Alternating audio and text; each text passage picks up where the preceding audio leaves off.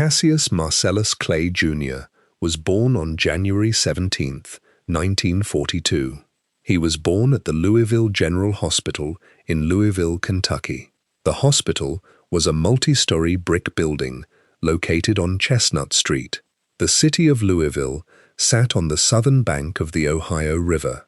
The river water contained heavy silt and carried barge traffic transporting coal and steel. His father was Cassius Marcellus Clay, Sr. His father worked as a sign painter. Cassius Sr. mixed powdered pigments with boiled linseed oil. He used wooden yardsticks to measure the spacing of letters. He painted advertisements for local grocery stores, automobile repair shops, and churches. He used wooden pallets and brushes made from animal bristles. He painted lettering on wooden billboards and brick storefronts across the city. His mother was Odessa Lee Grady Clay. She worked as a domestic worker. She cleaned houses for wealthy families. She scrubbed wooden floors with lye soap and water. She polished wooden furniture with beeswax. She washed cotton bedsheets in galvanized steel tubs. She rode the city transit buses to reach the residential neighborhoods where she worked. The Clay family lived in a single-story wooden frame house. The house was located at 3302 Grand Avenue. The wooden house contained a front porch, a living room, 2 bedrooms, and a small kitchen. A coal-burning stove heated the interior rooms. Asphalt shingles covered the pitched roof. The house sat in the West End neighborhood of Louisville. In October of 1954, Cassius Clay was 12 years old. He weighed 89 pounds. He stood approximately 5 feet and 3 inches tall. He owned a new Schwinn bicycle. The bicycle frame was painted red and white. The Schwinn Bicycle Company manufactured the bicycle in Chicago, Illinois. Workers welded steel tubes to form the diamond-shaped frame. The frame received coats of red and white enamel paint baked in industrial ovens. The handlebars were bent from steel tubing and coated in chrome plating. The pedals consisted of steel axles and black rubber blocks. The bicycle featured curved chrome fenders and black rubber tires. The bicycle cost $60. Cassius received the bicycle as a gift from his father. On a rainy evening in October, Cassius rode the red and white Schwinn bicycle through the streets of Louisville.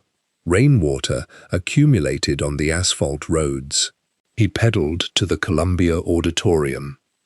The Columbia Auditorium was a large brick building situated on South 4th Street.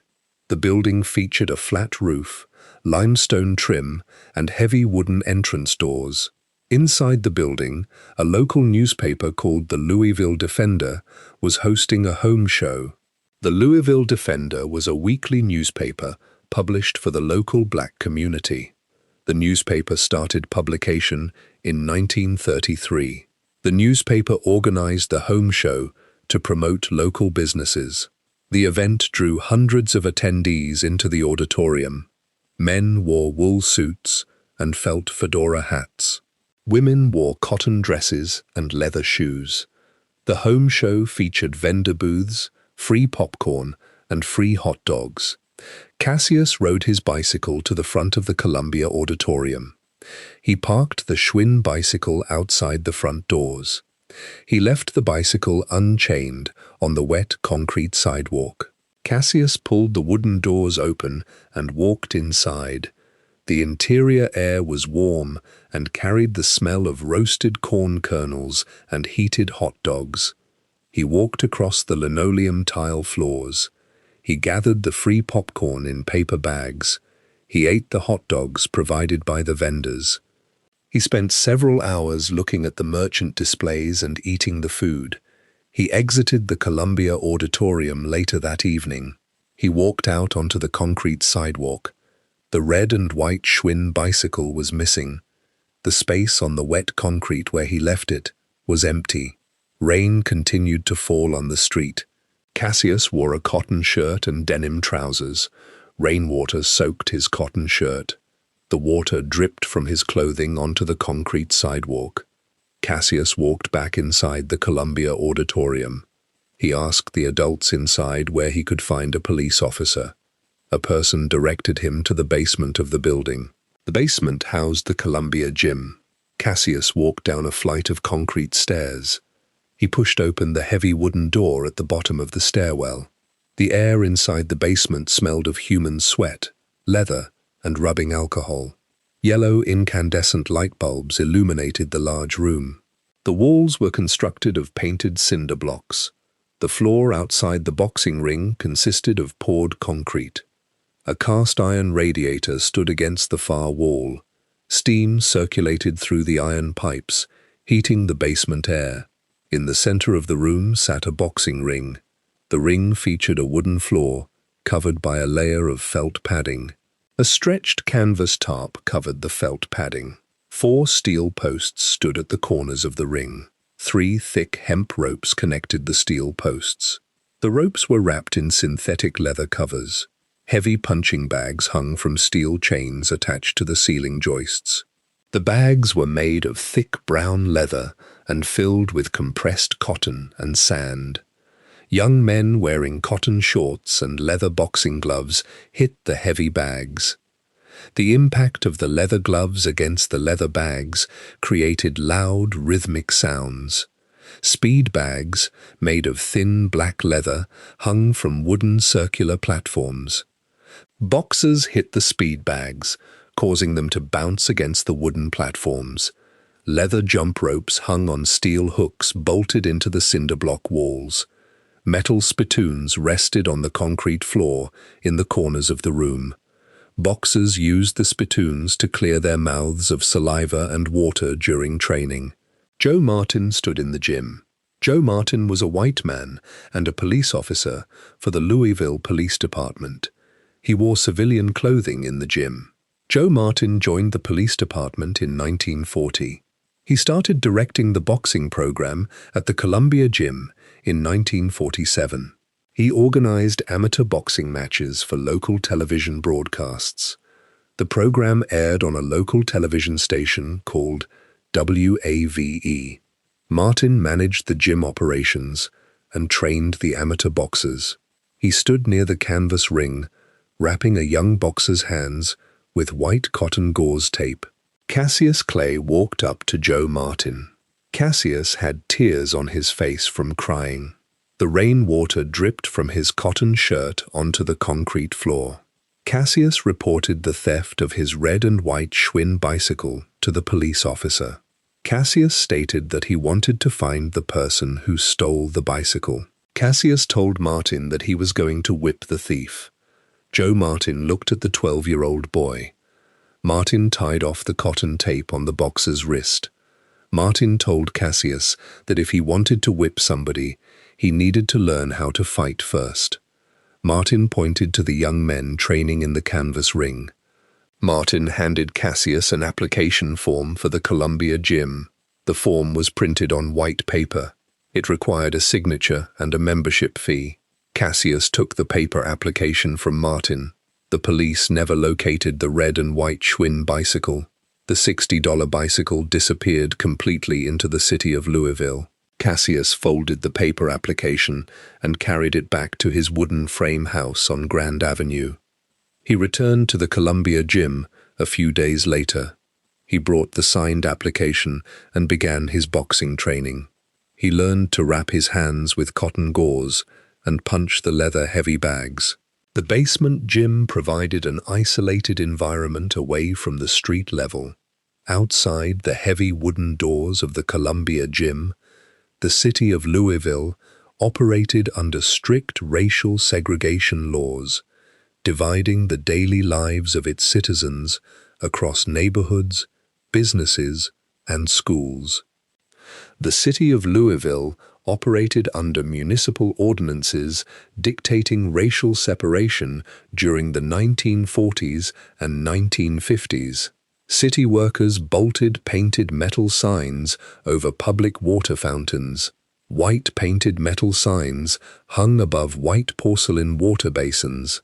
Black painted metal signs hung above cast iron water basins. The public transit system operated diesel-powered buses along the asphalt city streets. Passengers dropped metal coins into a steel fare box near the driver. White passengers occupied the front rows of the green leather bus seats. Black passengers occupied the rear rows of the green leather bus seats. At the downtown movie theaters on 4th Street, ticket clerks directed white patrons through the main glass entrance doors. The clerks directed black patrons to brick alleyways leading to wooden staircases on the exterior of the buildings. The staircases led to the upper balcony seating areas, isolating the audiences by race. The local amusement park, Fontaine Ferry Park, maintained an admission policy restricting entry based on race at the main entrance gates. Chain-link fences and red brick walls surrounded the park perimeter. The Clay family resided at 3302 Grand Avenue. The property sat in the West End neighborhood of Louisville. Concrete sidewalks lined the asphalt streets. Large oak trees grew in the dirt parkways between the sidewalks and the streets. The West End contained a high concentration of black residents holding steady employment in local manufacturing plants and service industries. The Clay house featured a wooden front porch with a swinging wooden bench suspended by steel chains. A concrete pathway connected the wooden porch steps to the city sidewalk. The house exterior featured horizontal wooden lap siding painted in a light color. Inside the single-story house, Cassius Sr. stored his painting supplies. He kept metal cans of lead-based paint and wooden brushes with stiff animal bristles in a back room. He climbed wooden ladders and steel scaffolding to paint letters on elevated billboards across the city. He mixed powdered color pigments with boiled linseed oil and liquid turpentine. The chemical smell of turpentine saturated his cotton work clothes. He utilized wooden yardsticks to map out the spacing of the alphabet. He painted large block letters advertising local automobile dealerships and grocery stores on the sides of brick buildings and roadside wooden panels. His wife, Odessa, traveled across the city to the East End neighborhoods. She boarded the diesel transit buses and rode to the residential subdivisions. She walked up the concrete driveways of large brick houses. She washed porcelain bathtubs with abrasive scouring powder. She scrubbed glass windows with white cotton rags and ammonia-based glass cleaners. She polished hardwood oak floors using paste wax and heavy canvas cloths. She washed ceramic plates and steel flatware in metal kitchen sinks. She earned a daily wage in paper currency and metal coins, returning to Grand Avenue in the evenings. On Sunday mornings, the family walked down the paved streets to the Mount Zion Baptist Church. The church building was constructed of red brick and limestone blocks. The structure featured large windows fitted with colored stained glass, held together by lead strips. Inside the sanctuary, the congregation sat on long, carved oak pews. The church choir wore matching cotton robes and sang hymns accompanied by a large pipe organ. The organ utilized an electric blower to push pressurized air through wooden and brass pipes to produce sound waves. The congregation members held printed paper hymnals and read the black ink lyrics. Cassius Clay Jr. attended Central High School. Central High School was located at 1130 West Chestnut Street. The school building consisted of multiple stories of red brick and white limestone trim. The interior corridors featured polished terrazzo floors and rows of gray metal storage lockers.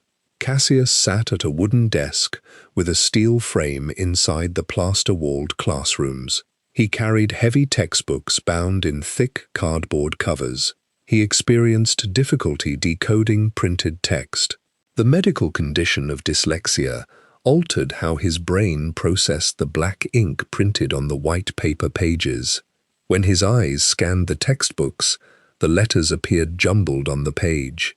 He dragged his index finger across the paper pages to track the sentences line by line. He relied on auditory learning. He listened to the teachers speak the lesson material aloud and memorized the vocal information. He frequently looked through the glass window panes during the classroom lectures, watching the vehicle traffic outside on West Chestnut Street. He stood in the terrazzo hallways between classes and threw punches into the empty air. His canvas shoes pivoted on the hard floor as he shadowboxed. He threw left jabs and right crosses at imaginary opponents. His triceps and deltoid muscles contracted under his cotton shirts. He bounced on the balls of his feet, shifting his body weight from his left leg to his right leg. Atwood S. Wilson served as the principal of Central High School. Wilson wore tailored wool suits and operated from a wooden desk in the main administrative office. The office contained green steel filing cabinets filled with manila paper folders. Wilson reviewed Cassius Clay's academic records stored in those folders. The paper report cards showed low academic grades in reading, writing, and mathematics subjects. Wilson held meetings with the school faculty regarding Cassius. Wilson instructed the teachers to allow Cassius to advance to the next grade levels despite the low written test scores. Wilson observed Cassius boxing in the local televised amateur bouts broadcast on the WAVE television station. Wilson signed the paper high school diploma with liquid ink from a fountain pen. During the graduation ceremony, Cassius wore a fabric cap and gown. He walked across the wooden stage. Principal Wilson handed the rolled paper diploma to Cassius. The diploma certified his completion of the high school curriculum. Cassius held the paper document in his hands. He exited the school building and walked down the concrete stairs. He directed his daily schedule away from the plaster classrooms. He focused his physical energy entirely on the heavy leather bags and the canvas ring inside the Columbia gym. He established a strict physical conditioning routine to prepare his body for organized amateur boxing tournaments across the state of Kentucky. Between 1954 and 1960, Cassius Clay maintained a daily physical training schedule. He woke up at 4 o'clock in the morning. The sun remained below the eastern horizon. He laced heavy leather work boots with thick rubber soles over his white cotton socks. He ran along the asphalt streets of Louisville. The morning air temperature frequently dropped below 40 degrees Fahrenheit during the winter months. He exhaled warm air that condensed into visible white vapor. He ran alongside the yellow diesel-powered school buses, transporting students to Central High School. The rubber soles of his boots struck the concrete sidewalks in a steady rhythm. The physical exertion increased his heart rate and expanded his lung capacity. He stepped into the boxing ring for his first amateur bout in late 1954. He was 12 years old. He stepped onto a mechanical medical scale. The steel counterweights balanced at exactly 85 pounds. He wore canvas boxing trunks and soft leather shoes. He fought another 12-year-old boxer named Ronnie O'Keefe. The match lasted 3 rounds. Each round lasted exactly 3 minutes. A brass bell rang to signal the beginning and end of each period. Cassius struck Ronnie with padded leather gloves. Ronnie struck Cassius with padded leather gloves. Between rounds, Cassius sat on a wooden stool in the corner of the ring. Joe Martin squeezed a wet sea sponge over his head. Cold water ran down his neck and soaked into his canvas trunks. 3 human judges sat on wooden folding chairs at the edge of the elevated canvas ring. They recorded points on paper scorecards using wooden pencils. The judges submitted their scorecards at the end of the 3rd round. 2 judges awarded the most points to Cassius. 1 judge awarded the most points to Ronnie. The referee raised the right arm of Cassius, declaring him the winner by a split decision. The local television station, called WAVE, broadcast this match through radio waves to wooden television sets across the city. He consumed a specific diet to increase his muscle mass. He cracked raw chicken eggs into glass cups and drank the liquid yolks and whites. He consumed pasteurized whole milk, poured from heavy glass bottles.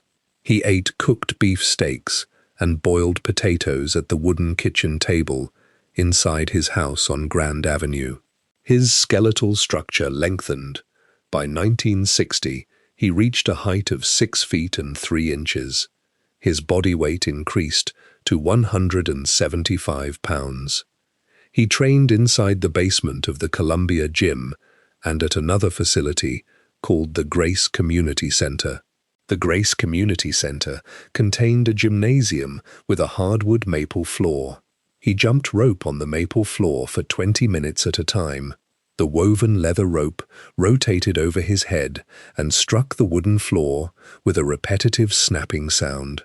He hit the heavy bag with his taped fists. The bag consisted of thick brown leather filled with compressed cotton and sand. The dense cotton absorbed the kinetic energy of his punches. He hit the thin black leather speed bag suspended from a circular wooden backboard. The inflated speed bag vibrated rapidly against the wood. Sweat dripped from his chin onto his cotton shirt. The air in the gym smelled of human sweat and isopropyl rubbing alcohol. Over the next 6 years, he traveled to amateur boxing tournaments across the United States. He fought 105 times inside elevated boxing rings. He won 100 of those matches. He lost 5 of those matches. He competed in the Kentucky Golden Gloves tournament. The tournament organizers awarded him a first-place trophy on 6 different occasions. The trophies consisted of cast metal figures of boxers mounted on wooden bases. He traveled to national tournaments in cities outside of Kentucky. He rode inside steel passenger train cars to Chicago, Illinois. The train wheels rolled on steel tracks. He looked through the glass windows at the passing agricultural fields. In Chicago, he entered the Chicago Stadium for the National Golden Gloves tournament. The stadium contained an elliptical seating area constructed of poured concrete and riveted steel. Thousands of spectators sat in wooden chairs. They watched the canvas ring, illuminated by bright incandescent overhead lights. The air inside the stadium carried the smell of cigar smoke and roasted peanuts. He won 2 national titles at this tournament. He registered for the Amateur Athletic Union tournaments, known as the AAU. He traveled to Toledo, Ohio, for the AAU tournament. He defeated the competing heavyweights and won 2 AAU national championships. Inside the canvas ring, he developed a specific physical technique for avoiding punches. Many heavyweight boxers held their leather gloves high in front of their faces to block incoming blows. Cassius held his arms down near his waist. His leather gloves rested at the level of his canvas trunks. When an opposing boxer threw a punch toward his head, Cassius bent his spinal column backward. He shifted his body weight onto his rear leg. The opposing boxer's leather glove passed through the empty air, inches away from his face. Cassius utilized his calf muscles to push his body forward again. He extended his arms and hit the opponent with rapid linear strikes. The velocity of his punches exceeded the reaction time of the other heavyweights. His canvas shoes moved continuously across the felt-padded wooden floor. He circled the perimeter of the canvas ring, while the other boxers walked forward in straight lines. In the spring of 1960, Cassius was 18 years old. The United States Olympic Committee organized a boxing trial tournament. The committee held the trials at the Cow Palace Arena in Daly City, California. The Cow Palace featured a large concrete floor and a domed steel roof. Cassius flew on a commercial airplane to California. The airplane utilized 4 internal combustion engines to turn metal propellers. He stayed in a military barracks at the Presidio of San Francisco. He slept on a metal cot with an olive-green wool blanket. He rode a transit bus from the military base to the Cow Palace. He entered the light heavyweight division. The weight limit for the division was 178 pounds. He stepped onto the scale to verify his body weight. He fought Alan Hudson in the final match of the trials. Alan Hudson was a soldier serving in the United States Army. Cassius utilized his technique of lowering his hands and moving his feet. He threw a right cross that struck Alan Hudson on the jaw. The impact knocked Hudson onto the canvas floor. The referee stopped the match. The three judges awarded the victory to Cassius. This victory secured his position on the United States Olympic boxing team. The United States government issued him a paper passport book. He packed his canvas luggage bags and prepared to board a jet airplane destined for the Olympic Village in Rome, Italy. In August of 1960, Cassius Clay boarded a commercial jet airplane in the United States and flew across the Atlantic Ocean. The 4 jet engines burned aviation fuel and propelled the metal aircraft to Rome, Italy. He traveled to compete in the Summer Olympic Games. The Italian government constructed a specialized residential area called the Olympic Village to house the international athletes. The village consisted of newly built concrete apartment buildings elevated on concrete pillars. Cassius lived inside one of these concrete apartments. He slept on a wooden bed frame with a cotton mattress. He spent his time walking along the paved concrete pathways between the apartment buildings. He stood 6 feet and 3 inches tall. He maintained a body weight of 175 pounds to qualify for the light heavyweight boxing division. He wore his official United States Olympic team uniform. The uniform included a navy blue wool blazer with brass buttons. A woven cloth patch bearing the letters USA was sewn onto the left breast pocket of the wool blazer. He engaged in constant vocal conversations with athletes from other countries. He carried small enamel lapel pins in his pockets. He traded the painted metal pins with athletes wearing different national uniforms. Hundreds of athletes walked through the open-air courtyards. The air smelled of roasted garlic and baked bread drifting from the large communal dining halls. The Olympic boxing tournament took place inside a building called the Palazzo dello Sport. Pierluigi Nervi, an Italian structural engineer, designed the building. The structure featured a large circular dome constructed of prefabricated concrete segments. The ribbed concrete ceiling spanned 100 meters across the interior space. Thousands of spectators sat in tiered wooden seats surrounding an elevated boxing ring in the center of the floor. Tall metal fixtures equipped with bright incandescent bulbs hung directly above the canvas mat. Cassius competed in 4 separate boxing matches inside the Palazzo dello Sport. He wrapped his hands in white cotton gauze and placed them inside padded red leather boxing gloves. In his first bout, he fought Yvon Bacos of Belgium. The referee stopped the match in the second round after Cassius struck Bacos with a right cross. In his second bout, he fought Gennady Shatkov of the Soviet Union. Cassius utilized his footwork to circle the canvas mat and avoid Shatkov's punches. The human judges awarded the points decision to Cassius. In the semi-final match, he faced Tony Madigan of Australia. Cassius landed repeated left jabs against Madigan's face. The judges awarded another points decision to Cassius. The final match for the gold medal occurred on September 5, 1960. Cassius climbed through the hemp ropes and stood in the corner of the ring. He faced Zbigniew Pietrzykowski of Poland. Pietrzykowski utilized a southpaw stance. The southpaw stance positioned his right foot forward and his left hand backward. Cassius maintained an orthodox stance, with his left foot forward and his right hand backward. During the first 2 rounds, Pietrzykowski landed left hooks against Cassius. Cassius altered his physical strategy in the third round. He planted his canvas shoes firmly on the felt padding. He threw rapid combinations of straight punches directly into Pietrkowski's face. The leather gloves struck the Polish boxer's skin, causing bleeding from his nose and a cut above his eye. The brass bell rang to signal the end of the final 3-minute round. The three judges tabulated their paper scorecards. The referee stepped to the center of the canvas ring and raised the right arm of Cassius Clay. The judges awarded him the victory by unanimous decision. Cassius walked to a wooden podium erected inside the arena. He stepped onto the highest platform. An Olympic official placed a metal chain around his neck.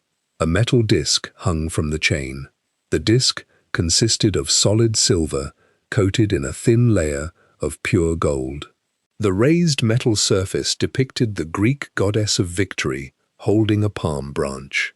Cassius stood on the wooden podium with the gold medal resting against his chest while a brass band played the national anthem of the United States. He departed Rome on a jet airplane and returned to the United States. He traveled back to his family home on Grand Avenue in Louisville, Kentucky. He wore the metal medal around his neck on top of his cotton shirts. He wore the medal while walking down the asphalt streets and riding the diesel transit buses. He walked into a downtown Louisville restaurant on 4th Street. The restaurant featured a laminated formica counter and chrome stools with red vinyl seats. He sat on a chrome stool and placed his hands on the formica counter. A white waitress stood behind the counter, holding a paper notepad. She informed him that the establishment restricted service exclusively to white customers. The business operated under the strict racial segregation policies enforced by the city. Cassius stood up from the red vinyl seat. He walked out of the glass front doors and stepped back onto the concrete sidewalk. His amateur boxing career concluded with the Olympic gold medal. He required financial backing to transition into professional boxing.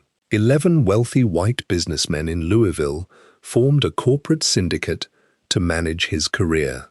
They called the syndicate the Louisville Sponsoring Group. The group included a newspaper publisher, a distillery owner, and several broadcast executives. They met inside a corporate boardroom with wood-paneled walls. The men drafted a legal contract on typewritten paper. The contract stipulated that the syndicate would pay Cassius a signing bonus of $10,000. The contract required the group to pay his training expenses and a $50 weekly salary. In exchange, the syndicate claimed 50% of his future boxing earnings. Cassius signed his name on the typewritten paper using liquid ink. This signature legally bound him to the Louisville Sponsoring Group and initiated his entry into the professional heavyweight division, leading directly to his first paid bout inside the canvas ring in October of 1960. On October 29, 1960, Cassius Clay walked down the concrete aisles of Freedom Hall in Louisville, Kentucky. Freedom Hall featured a vaulted metal roof and accommodated 6,000 ticket-holding spectators. He stepped onto the canvas mat for his first professional boxing match. He wore white canvas trunks with a black stripe sewn down the side. He fought Tunney Hunsaker. Hunsaker worked as the police chief of Fayetteville, West Virginia. Hunsaker stood 5 feet and 11 inches tall. He weighed 186 pounds. Clay weighed 192 pounds. The men touched their padded leather gloves in the center of the ring. The match lasted for 6 rounds. Each round consisted of 3 minutes of physical combat. Clay maintained his hands at his waist. He leaned his torso backward to avoid Hunsaker's punches. He lunged forward and extended his left arm, striking Hunsaker in the face.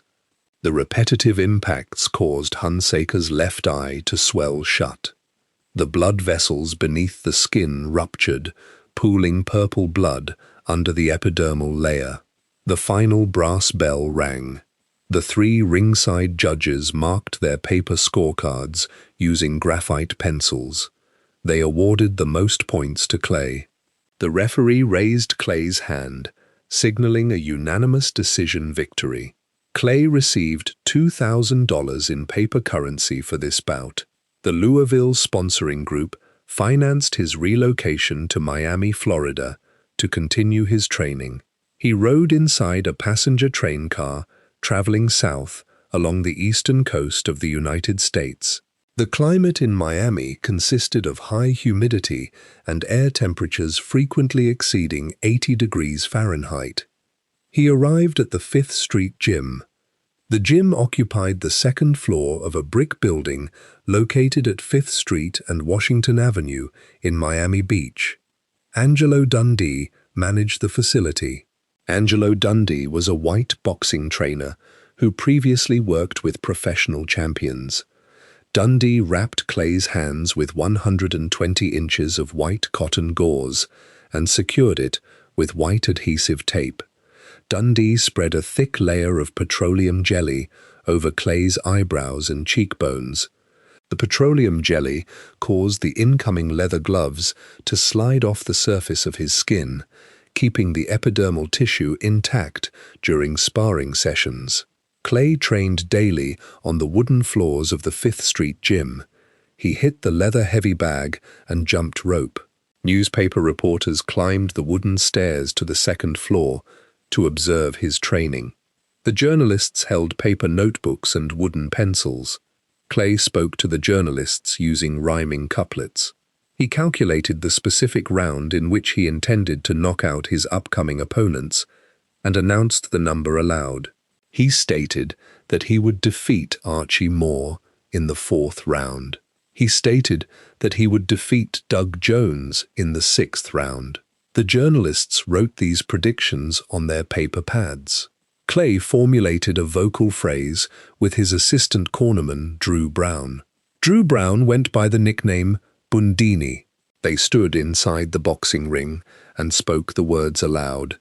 They vocalized the phrase, "float like a butterfly, sting like a bee." The phrase communicated his physical attributes. Floating referred to his continuous lateral movement on his canvas shoes. Stinging referred to the high velocity of his straight punches. The newspaper reporters returned to their office buildings. They typed their articles on heavy mechanical typewriters, pressing metal keys against inked ribbons. Commercial printing presses rolled black ink over lead type to print the articles onto large sheets of newsprint paper. Delivery trucks distributed the newspapers to cities across the United States. Sports writers expressed divided opinions in print. Writers from the New York Times printed sentences stating that Clay possessed weak punching power and spoke excessively. Other writers documented his fast foot speed and his ability to avoid physical damage. Between November 1960 and early 1963, Clay accumulated a sequence of consecutive victories. He won 18 additional professional bouts. He knocked out 15 of those men. His opponents absorbed repeated strikes from his leather gloves until they collapsed onto the felt padding of the boxing ring. The referees counted out loud to the number 10 while the men remained on the canvas. These consecutive wins elevated his rank among heavyweight contenders. On June 18, 1963, Clay fought Henry Cooper. The promoters held the bout in London, England. Clay traveled across the Atlantic Ocean on a commercial jet airplane. The fight took place at Wembley Stadium. Wembley Stadium featured poured concrete seating tiers surrounding an open green grass pitch. 55,000 spectators sat in the stadium seats. The organizers erected the boxing ring in the center of the grass pitch. Henry Cooper weighed 185 pounds. In the 4th round of the bout, Cooper swung his left arm in a horizontal arc. His padded leather glove struck the right side of Clay's jaw. The kinetic force transferred through the jawbone into Clay's skull. Clay fell backward. His spine hit the hemp ring ropes, his body slid down the ropes, and he sat on the canvas mat. The referee started a vocal count. Clay pushed himself up from the canvas and stood on his feet before the referee reached the number 10. The brass bell rang, ending the fourth round. Clay walked to his corner. He sat heavily on the wooden stool. Angelo Dundee squeezed a wet sea sponge over Clay's head, pouring cold water over his hair and neck. Dundee located a small split in the leather seam of Clay's right boxing glove. Dundee inserted his finger into the seam and pulled the leather, enlarging the split. Dundee called the referee to the corner to inspect the damaged equipment. The referee halted the fight clock to examine the torn glove. This delay provided Clay with additional seconds to process oxygen and recover his equilibrium. The referee signaled the start of the fifth round. Clay stepped toward the center of the ring. He extended his arms, throwing rapid, straight punches directly into Henry Cooper's face. The leather gloves tore the skin above Cooper's left eye. Red blood flowed from the lacerated tissue, running down Cooper's cheek and dripping onto his chest. The blood entered Cooper's eye, blocking his vision. The referee stepped between the two fighters. He waved his arms and stopped the match. He awarded the victory to Cassius Clay by technical knockout. Clay returned to the United States with his 19th professional victory. While his professional ranking climbed inside the boxing arenas, his personal life intersected with a religious movement in the early 1960s, leading him to attend meetings organized by the Nation of Islam. In March of 1961, Cassius Clay resided in Miami, Florida. He walked down the concrete sidewalks of the city. The sun heated the asphalt streets, raising the ambient air temperature above 80 degrees Fahrenheit. Palm trees with rough bark and green fronds grew out of square patches of dirt next to the sidewalks. He walked past a man named Sam Saxon standing on the street corner. Sam Saxon wore a dark wool suit jacket, matching wool trousers, and a silk bow tie. Sam Saxon held a stack of newspapers called Muhammad Speaks. The newspaper consisted of large sheets of newsprint paper folded down the center. Black ink pressed into the porous paper formed columns of text and black and white photographs. The Nation of Islam operated printing presses in Chicago, Illinois, to manufacture the newspaper. The Nation of Islam functioned as a black nationalist and religious organization within the United States. Cassius Clay approached Sam Saxon. Cassius handed metal coins to Sam Saxon and received one folded copy of the newspaper. Cassius opened the paper and looked at the printed text. Sam Saxon invited Cassius to visit a local meeting facility. The facility served as a mosque for the local members of the Nation of Islam. Cassius walked through the wooden front doors of the brick building. Inside, men wearing wool suits and silk bow ties sat on rows of wooden folding chairs. Women wearing long cotton dresses and fabric head coverings sat in a separate designated section of wooden chairs. A minister stood at the front of the room behind a wooden podium. The minister spoke into an electronic microphone wired to a set of audio speakers. Electric current amplified his vocal cords, projecting the sound across the room. The minister recited the specific teachings of Elijah Muhammad. Elijah Muhammad served as the leader of the Nation of Islam. He directed his followers to purchase land and establish independent agricultural farms. The minister spoke about separating black citizens from white citizens to form self-reliant communities. Before leaving the brick building, Cassius purchased a vinyl phonograph record. The circular vinyl disc measured 12 inches in diameter and featured a paper label pasted in the center.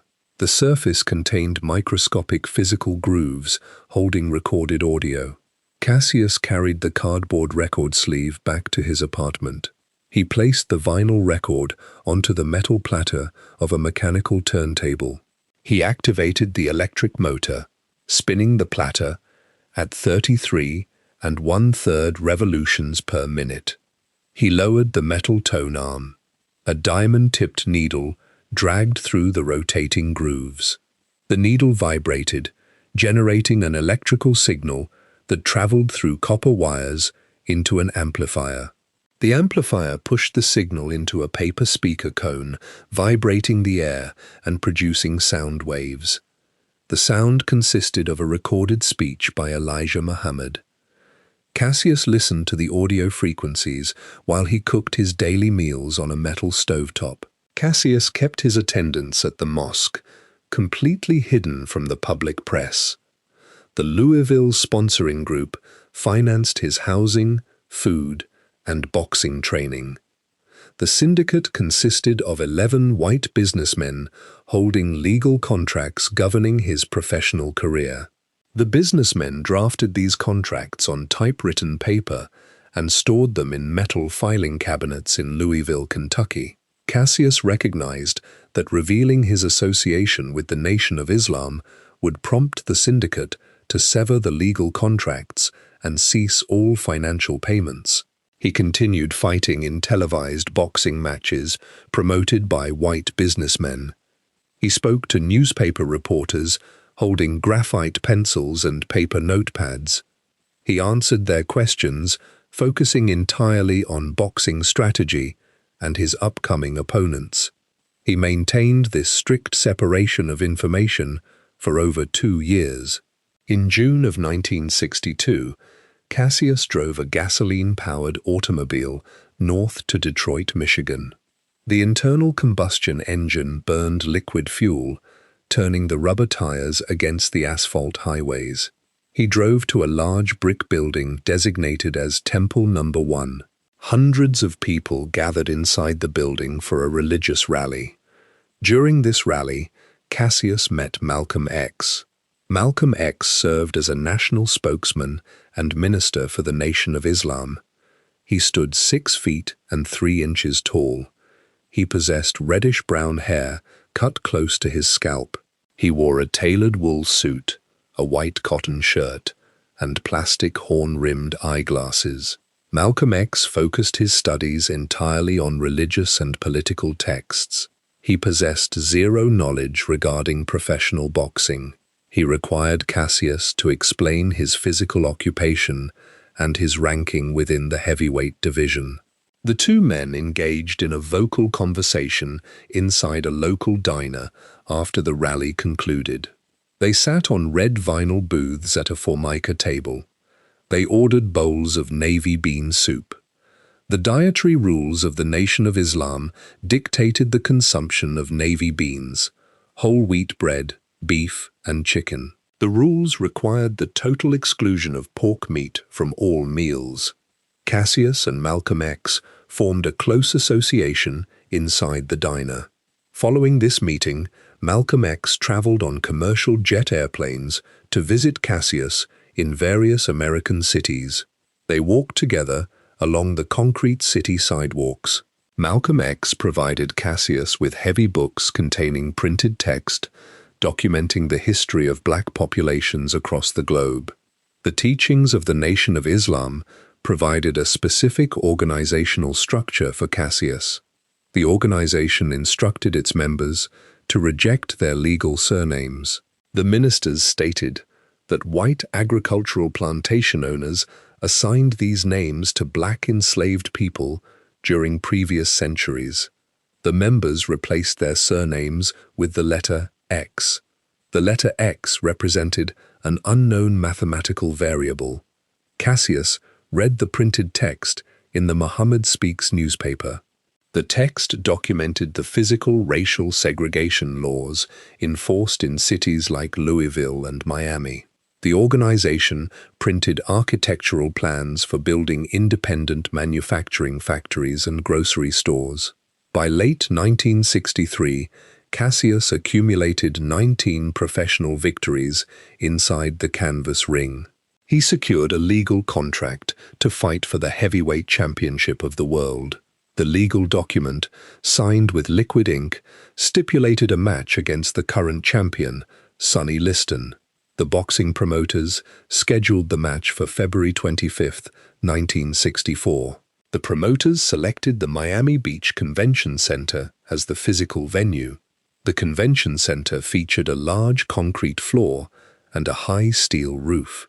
Cassius established a training camp in Miami to prepare his physical body. He punched the heavy leather bags and jumped a leather rope inside the 5th Street gym. Malcolm X boarded a jet airplane and flew to Miami.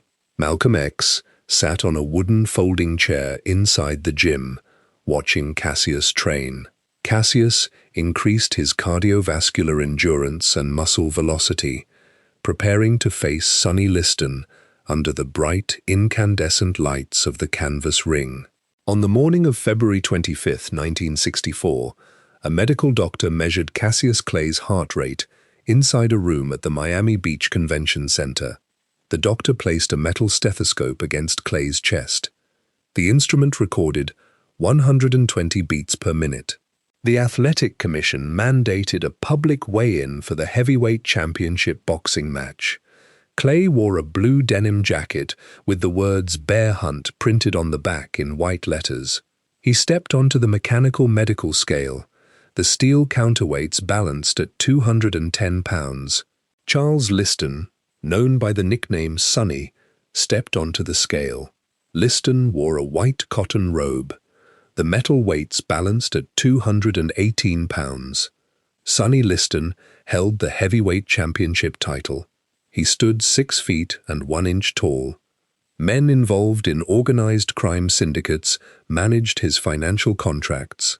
Liston possessed physical fists measuring 15 inches in circumference. The boxing equipment manufacturers stitched custom leather gloves to accommodate his hands. Las Vegas casino operators printed paper betting slips listing Cassius Clay as a 7-to-1 mathematical underdog. The oddsmakers calculated a high probability of Liston winning the match through physical knockout. The Miami Beach Convention Center featured a flat-poured concrete floor and a vaulted steel roof.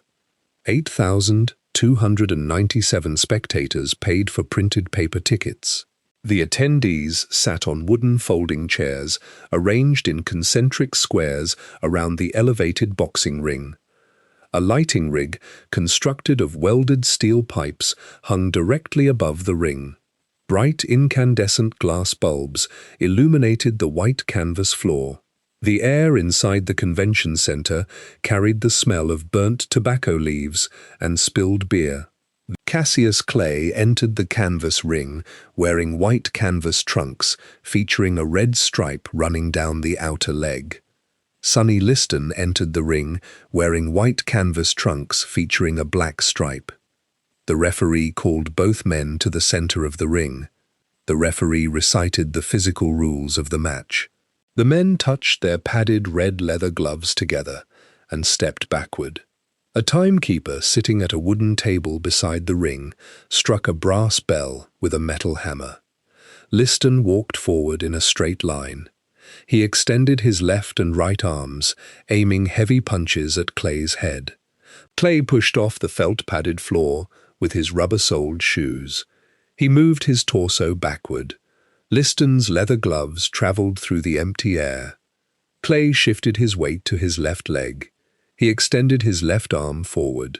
His red leather glove struck Liston directly on the bridge of the nose. Clay repeated this physical motion. He moved his feet laterally across the canvas, avoiding Liston's forward momentum, and landed straight left jabs against Liston's face. During the third round, Clay planted his canvas shoes firmly on the mat. He executed a left jab and a right cross in rapid succession. Both leather gloves struck the skin beneath Liston's left eye. The kinetic force split the epidermal tissue. Red liquid blood leaked from the cut. The blood flowed down Liston's cheek and dripped onto his chest. Liston returned to his wooden stool at the end of the 3-minute round. A cornerman pressed a cotton swab soaked in a chemical astringent against the open cut. The chemical astringent coagulated the blood cells to stop the bleeding. At the end of the 4th round, Clay sat on his wooden stool in the corner. He blinked his eyelids rapidly. He spoke to his trainer, Angelo Dundee. Clay stated that a chemical substance burned his corneas. The chemical astringent applied to Liston's facial cut transferred onto Clay's leather gloves during a physical clinch. Clay wiped his eyes with his gloves, depositing the chemical compound directly onto his own tear ducts. Dundee grabbed a glass bottle filled with distilled water. Dundee poured the water over Clay's face. He wiped Clay's eyes with a clean white cotton towel. The brass bell rang to signal the start of the 5th round. Clay stood up from the wooden stool. His vision remained impaired by the chemical irritant. He extended his left arm straight forward to measure the physical distance between himself and Liston. Clay moved his feet continuously in circular patterns around the perimeter of the canvas ring. Liston threw heavy left hooks and right crosses toward Clay's torso. Clay utilized his footwork to keep his body outside the physical range of Liston's arms. The tear glands in Clay's eyes produced saline fluid. The fluid gradually flushed the chemical astringent from his corneas over the course of the 3-minute round. In the 6th round, Clay's vision cleared. He planted his rubber soles in the center of the canvas ring. He threw rapid combinations of left and right punches. The red leather gloves struck Liston's swollen left eye and bleeding nose. Liston absorbed the physical impacts. The brass bell rang to conclude the 6th round. Liston walked back to his corner and sat heavily on the wooden stool. Liston's left shoulder muscle contained a torn tendon. The torn tissue limited the physical mobility of his left arm. He sat on the wooden stool, while the timekeeper prepared to ring the bell for the 7th round. Liston turned his head and spoke to his cornermen. He instructed them to stop the match. He spat a plastic mouthpiece from his mouth onto the canvas floor. The timekeeper struck the brass bell. Cassius Clay walked to the center of the ring. Liston remained seated on his wooden stool. The referee looked at Liston. The referee crossed his arms over his chest. This physical gesture signaled the official end of the bout. The referee declared Cassius Clay the winner by a technical knockout. Cassius Clay ran to the edge of the boxing ring. He grabbed the top hemp rope with his leather gloves. He leaned his torso over the ropes toward the newspaper journalists sitting at the wooden press tables below. He opened his mouth and shouted vocal phrases into the ambient air. He stated the words, "I shook up the world." He stated the words, "I am the greatest." He was 22 years old. He obtained the heavyweight championship of the world. He held the physical title belt constructed of black leather and gold-plated metal medallions. He stepped down the wooden stairs and walked back to his concrete dressing room to remove his damp canvas trunks. He unlaced his leather shoes and unwrapped the white cotton gauze from his hands. The physical victory fulfilled his professional contract inside the squared ring.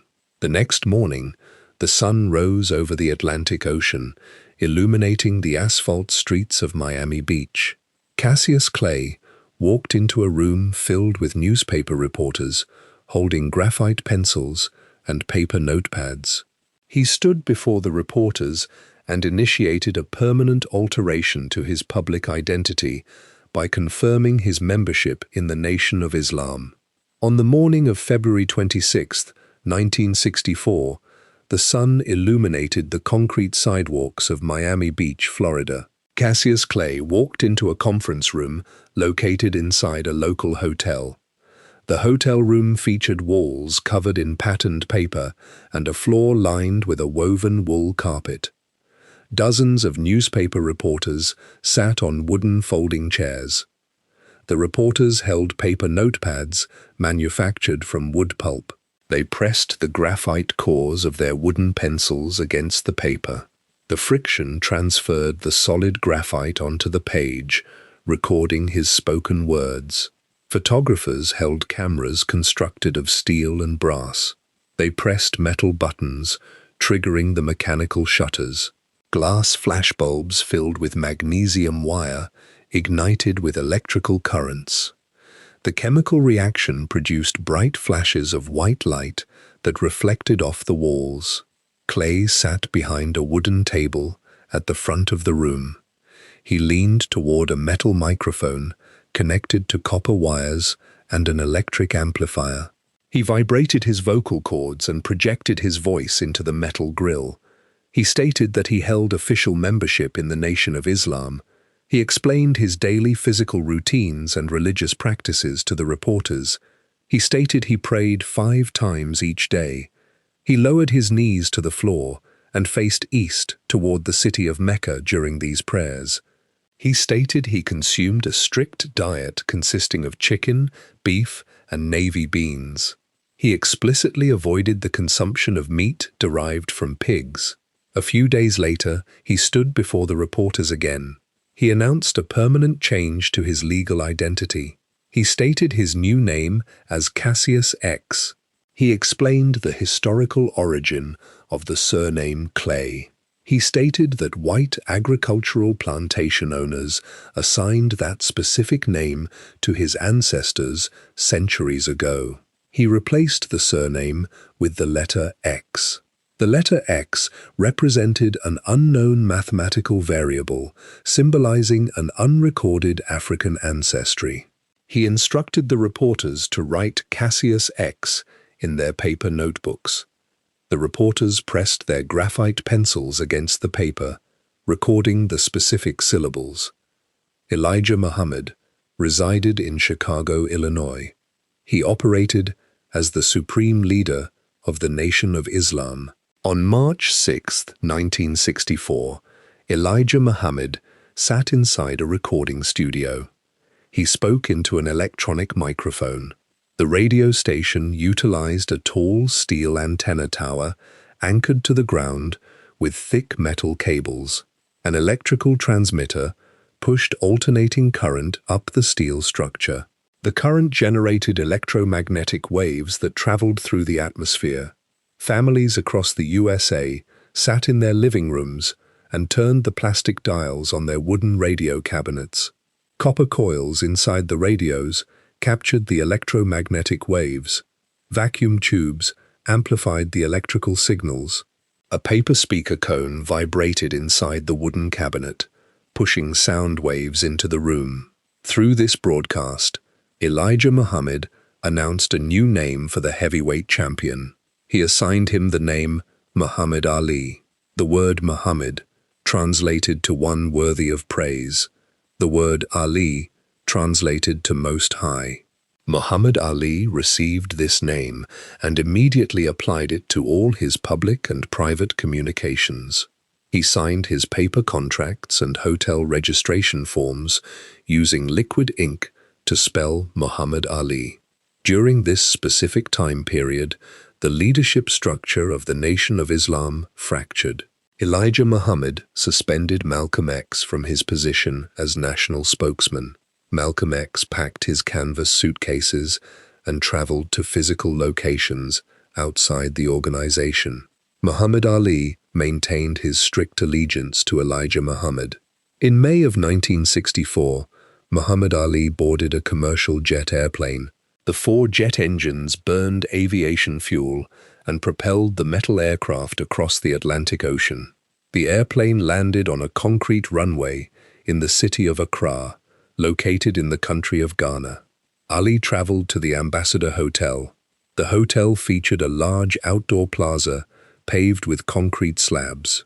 The sun radiated heat, warming the concrete surface. Malcolm X occupied a room at the same hotel.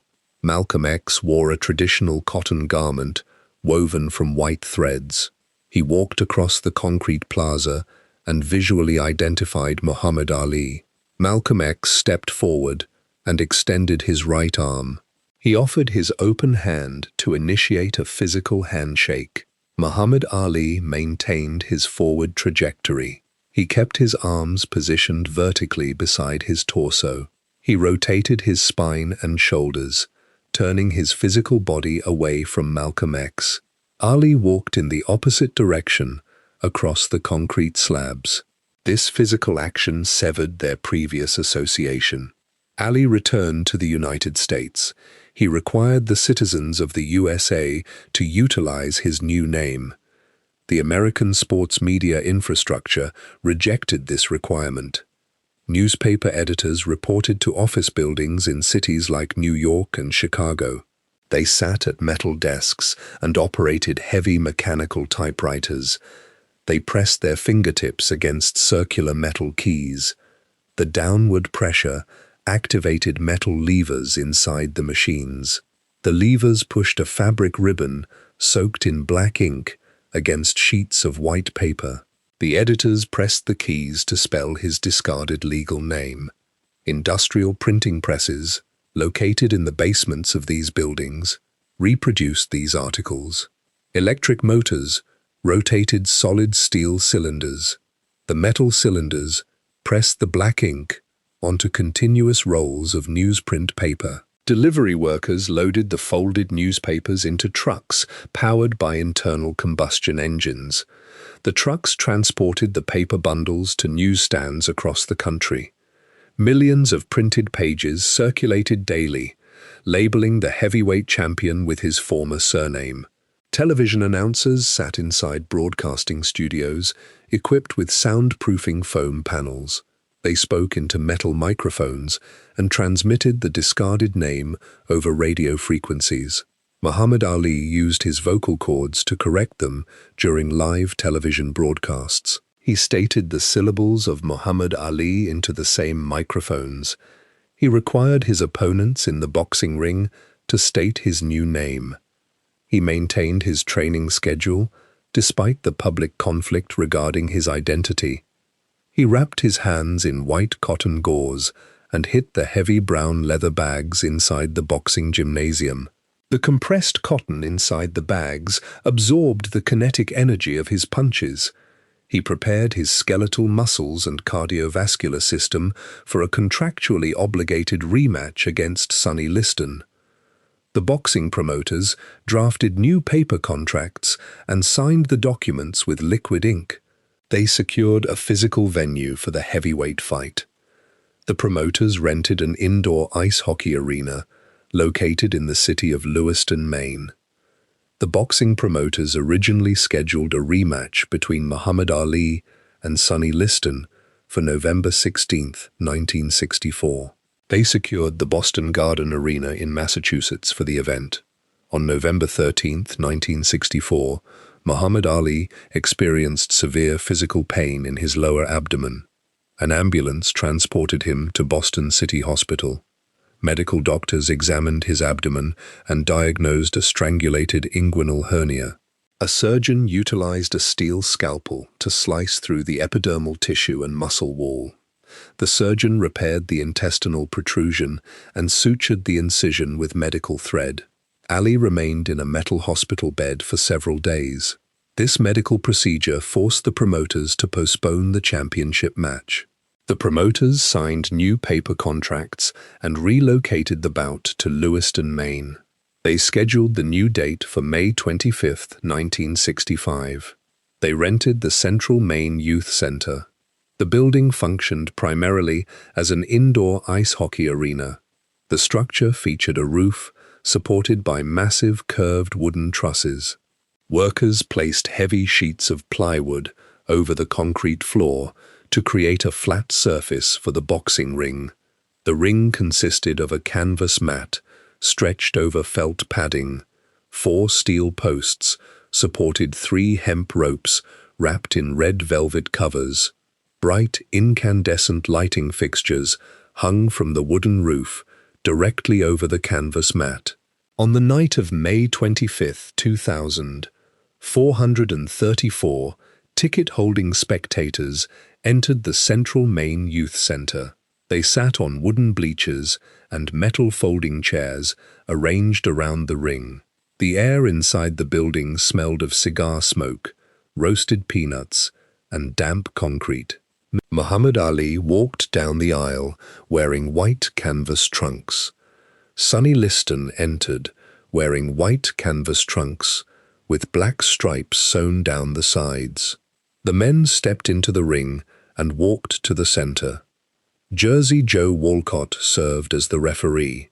Walcott was a former heavyweight champion. He wore a striped black and white cotton shirt and grey wool trousers. A timekeeper named Francis McDonough sat at a wooden table beside the ring apron. McDonough held a metal stopwatch and a metal hammer. He struck a brass bell with the hammer to signal the beginning of the first round. The two men moved their rubber-soled shoes across the canvas mat. Liston stepped forward in a straight line. He extended his left arm, pushing his padded leather glove toward Ali's face. Ali shifted his body weight onto his rear leg and moved his torso backward. The leather glove traveled through the empty air. Exactly 1 minute and 44 seconds into the first round, Liston lunged forward with his left arm extended. Ali planted his right foot firmly against the canvas mat. He rotated his hips and threw a right cross. The red leather glove traveled a short physical distance with high velocity. The glove struck Liston on the left cheekbone, directly below his eye. The kinetic force transferred from Ali's fist into Liston's skull. Liston's knee joints buckled. He collapsed forward onto the canvas mat. He rolled onto his back. He spread his arms and legs across the floor. Muhammad Ali remained standing. Ali stepped forward and stood directly over Liston's fallen body. Ali bent his right arm at the elbow. He opened his mouth and shouted vocal phrases downward at Liston. Neil Leifer worked as a photographer for Sports Illustrated magazine. Leifer sat on a wooden folding chair next to the ring apron. He held a Rolleiflex camera loaded with medium-format color film. He pressed the metal shutter button. The mechanical shutter opened and closed, exposing the chemical film to the light. The resulting photograph captured Ali standing over Liston under the bright incandescent bulbs. Referee Jersey Joe Walcott walked toward Ali. The written rules of the Boxing Commission required the standing fighter to walk to a neutral corner of the ring. Ali remained standing over Liston. Walcott placed his hands on Ali's chest and pushed him toward a corner. Outside the ring, Francis McDonough pressed the button on his metal stopwatch. He tracked the sweeping second hand and counted the passing seconds out loud. Walcott separated from Ali and walked back toward Liston. Walcott initiated his own vocal count, beginning at the number 1. The two counts remained completely unsynchronized. Liston rolled onto his side. He pushed his leather gloves against the canvas and stood up. Walcott approached Liston and wiped the leather gloves against his striped cotton shirt to remove any debris. Walcott signaled for the two men to resume fighting. Nat Fleischer, the editor of the Ring magazine, sat at the wooden press table. Fleischer stood up and shouted to Walcott. Fleischer informed Walcott that the timekeeper's stopwatch had recorded over 10 seconds while Liston remained on the floor. Walcott walked to the edge of the ring and spoke with the timekeeper. Walcott turned around and walked back to the center of the ring. He stepped between Ali and Liston. Walcott waved his arms in a horizontal motion, officially stopping the match. He awarded the victory to Muhammad Ali by knockout. Newspaper journalists typed articles on mechanical typewriters regarding the sudden conclusion of the bout. They printed sentences questioning the physical force of the single punch. They applied the phrase "phantom punch" to describe the strike.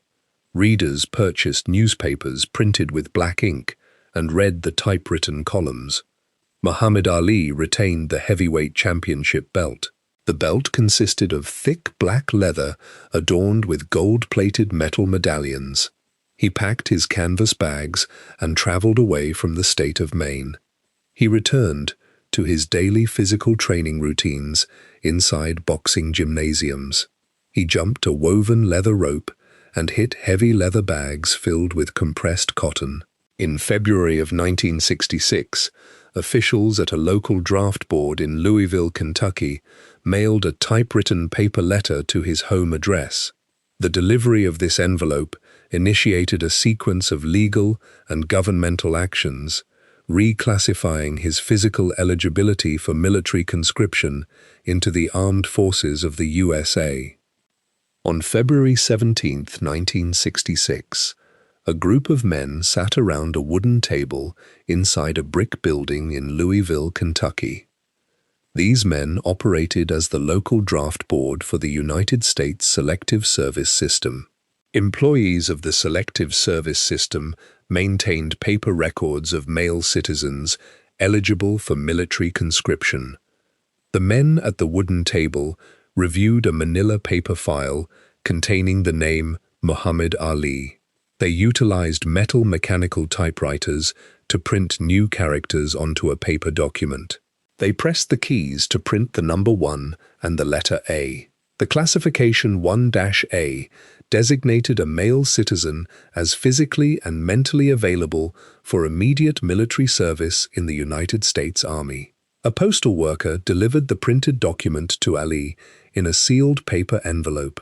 At this specific time, the military forces of the USA were actively engaged in armed combat in the country of Vietnam, located in Southeast Asia. The military utilized jet airplanes to drop explosive metal bombs and helicopters to transport soldiers armed with steel rifles across the jungle terrain. Muhammad Ali resided in a rented house in Miami, Florida, when the paper envelope arrived. Newspaper journalists and television reporters drove gasoline-powered automobiles to his physical address. They stood on the concrete sidewalk and the green grass lawn outside the house. The reporters held paper notepads and wooden pencils. Television camera operators rested heavy metal cameras on their shoulders. Muhammad Ali walked out the front wooden door. He stood on the concrete porch. The reporters asked him questions regarding the draft board reclassification. Muhammad Ali opened his mouth and projected his vocal cords toward the metal microphones. He stated the specific words, "I ain't got no quarrel with them Viet Cong." The metal microphones converted the acoustic waves into electrical signals. The television cameras recorded the optical light onto magnetic tape. The broadcasting stations transmitted the signals over radio frequencies to wooden television sets across the country. Following the television broadcast, boxing promoters across the USA altered their business operations. Promoters in states like New York and Illinois contacted their legal representatives. They utilized rotary telephones with circular plastic dials to call the managers of indoor sports arenas. The promoters canceled the rental contracts for the concrete and steel stadiums. State athletic commissions held meetings in wood-paneled boardrooms. The commissioners voted to deny Muhammad Ali the paper licenses required to participate in professional boxing matches within their geographic borders. Governors of several states released typewritten public statements denying permission to host his physical body inside a boxing ring. Muhammad Ali required financial income from his professional occupation. He packed his canvas bags and carried his leather boxing gloves onto commercial jet airplanes. He transported his physical training camp to locations outside the USA. In March of 1966, he traveled north to Toronto, Canada. The promoters secured the Maple Leaf Gardens Arena. The building featured yellow brick walls and a domed roof. Workers constructed a canvas boxing ring over the wooden ice hockey floor. Ali fought a Canadian boxer named George Chuvalo. Chuvalo weighed 216 pounds. The two men struck each other with padded leather gloves for 15 rounds. Each round lasted exactly 3 minutes. The leather gloves impacted Chuvalo's ribcage and jawbone. Chuvalo absorbed the kinetic energy and remained standing on his feet for the entire 45 minutes of combat. The human judges recorded the points on paper scorecards and awarded the victory to Ali by unanimous decision. In May of 1966, Ali flew across the Atlantic Ocean to London, England. He entered the Arsenal Stadium. The stadium featured concrete stands surrounding a rectangular green grass field. 40,000 spectators sat on the concrete tiers and wooden benches. Ali fought Henry Cooper for a second time. During the 6th round, Ali struck Cooper above the left eye with a right cross. The red leather glove severed the epidermal tissue. Red blood flowed from the laceration down Cooper's cheek and pooled on his chest. The referee observed the volume of bleeding and halted the match. The referee awarded the technical knockout to Ali. Ali remained in London.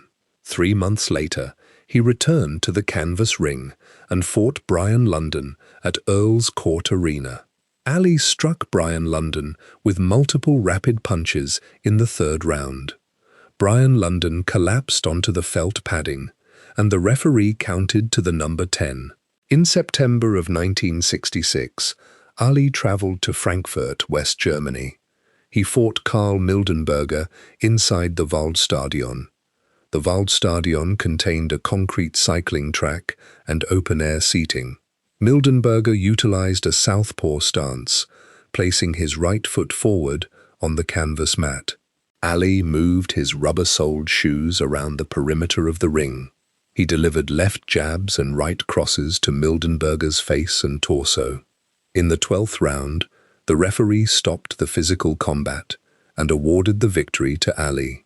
Through these international travels, Ali accumulated a larger global audience. Citizens of different countries purchased printed paper tickets to watch him box. Simultaneously, the physical printed newspapers in the USA presented divided columns of text regarding his actions. Specific newspaper columnists typed articles on their mechanical typewriters calling for his imprisonment. College students gathered on asphalt city streets holding cardboard signs painted with slogans supporting his decision to abstain from the military conflict. His legal representatives filed paper appeals with the Selective Service System, attempting to secure a religious exemption from the military draft. The federal judges and draft boards processed the typewritten documents. Ali returned to the USA to face the bureaucratic machinery. The government mailed a new piece of paper to his address. The printed text ordered him to report for a physical medical examination and formal induction into the armed forces. He purchased a passenger ticket for a commercial airline flight. He transported his physical body to the city of Houston, Texas, to stand inside a concrete government building and provide his formal response to the military draft order in the spring of 1967. On the morning of April 28, 1967, a gasoline-powered automobile transported Muhammad Ali through the streets of Houston, Texas. The rubber tires rolled over the asphalt roads under a clear sky. The ambient air temperature climbed toward 80 degrees Fahrenheit, carrying heavy water vapor from the nearby Gulf of Mexico. The vehicle stopped in front of a large rectangular building located at the intersection of San Jacinto Street and Caroline Street. The structure functioned as the Armed Forces Examining and Entrance Station for the United States government. The exterior walls consisted of red brick and poured concrete. Muhammad Ali opened the car door and stepped onto the concrete sidewalk. He wore a dark wool suit, a white cotton shirt, and a narrow silk necktie. He walked through the glass and aluminum front doors of the building. Inside, military personnel wearing olive-green cotton uniforms instructed him to sit on a wooden bench.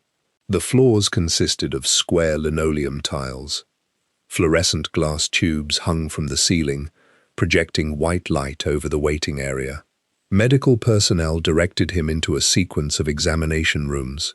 He removed his wool suit and cotton shirt. He stood on a mechanical medical scale. The metal counterweights balanced exactly at 212 pounds. A doctor wrapped a canvas cuff around Ali's upper arm and pumped a rubber bulb to inflate the fabric. The dial on the sphygmomanometer measured his blood pressure. Another medical technician wiped Ali's skin with a cotton ball soaked in isopropyl alcohol. The technician inserted a hollow steel needle into a vein in Ali's left arm. Dark red blood flowed through a plastic tube into a glass vial. The doctors recorded these physical measurements onto paper forms using blue liquid ink.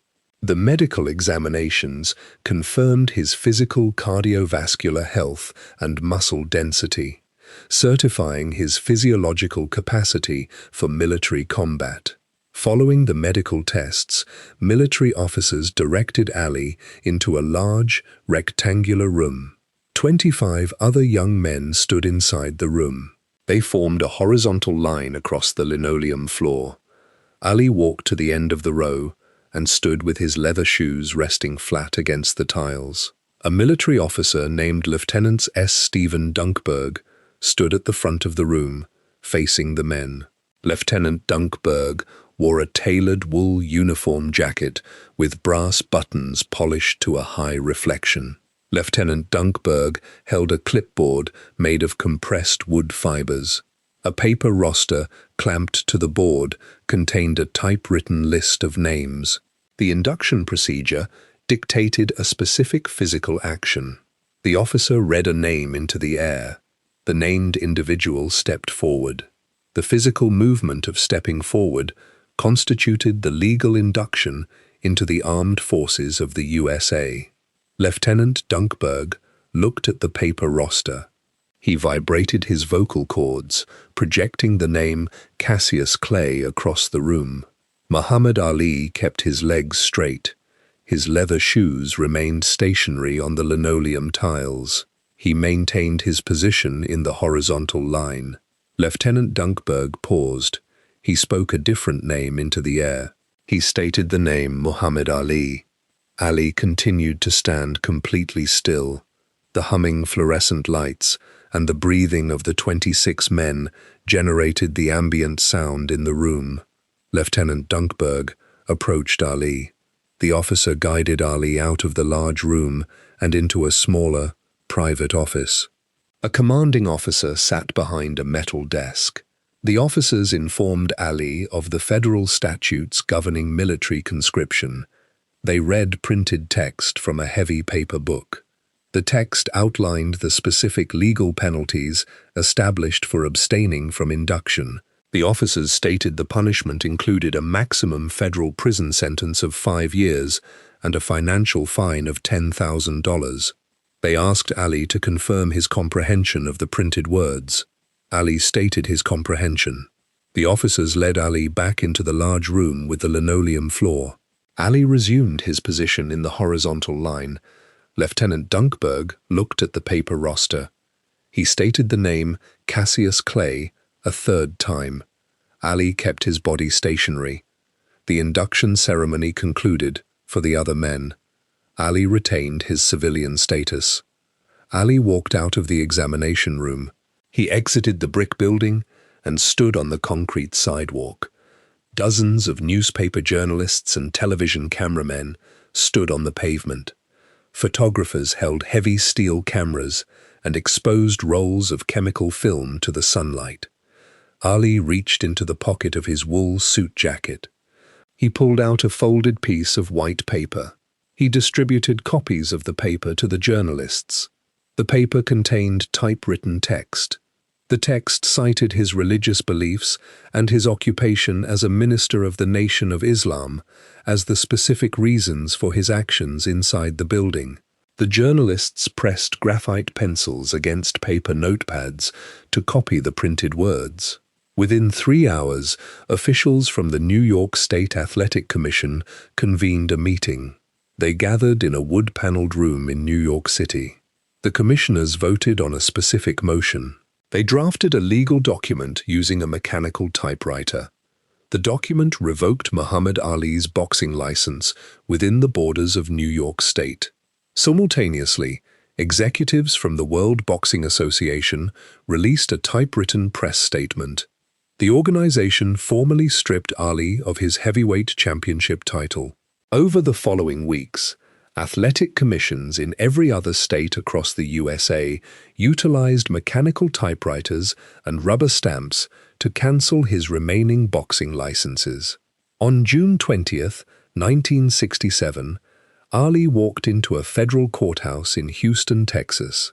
The courtroom featured high ceilings, wooden benches for public spectators, and a raised wooden platform for the presiding judge. Federal marshals wearing dark wool suits stood by the heavy wooden doors.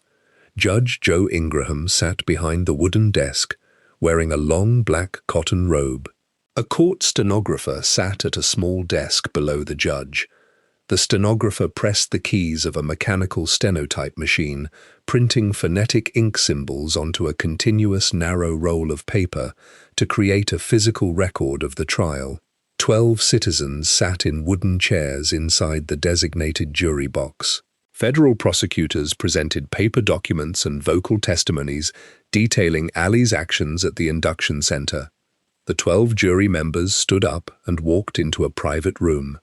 They sat around a wooden table. They discussed the physical evidence for exactly 21 minutes. They returned to the courtroom and sat in the wooden chairs. The jury foreman read the verdict aloud. The jury pronounced Muhammad Ali guilty of the felony charge.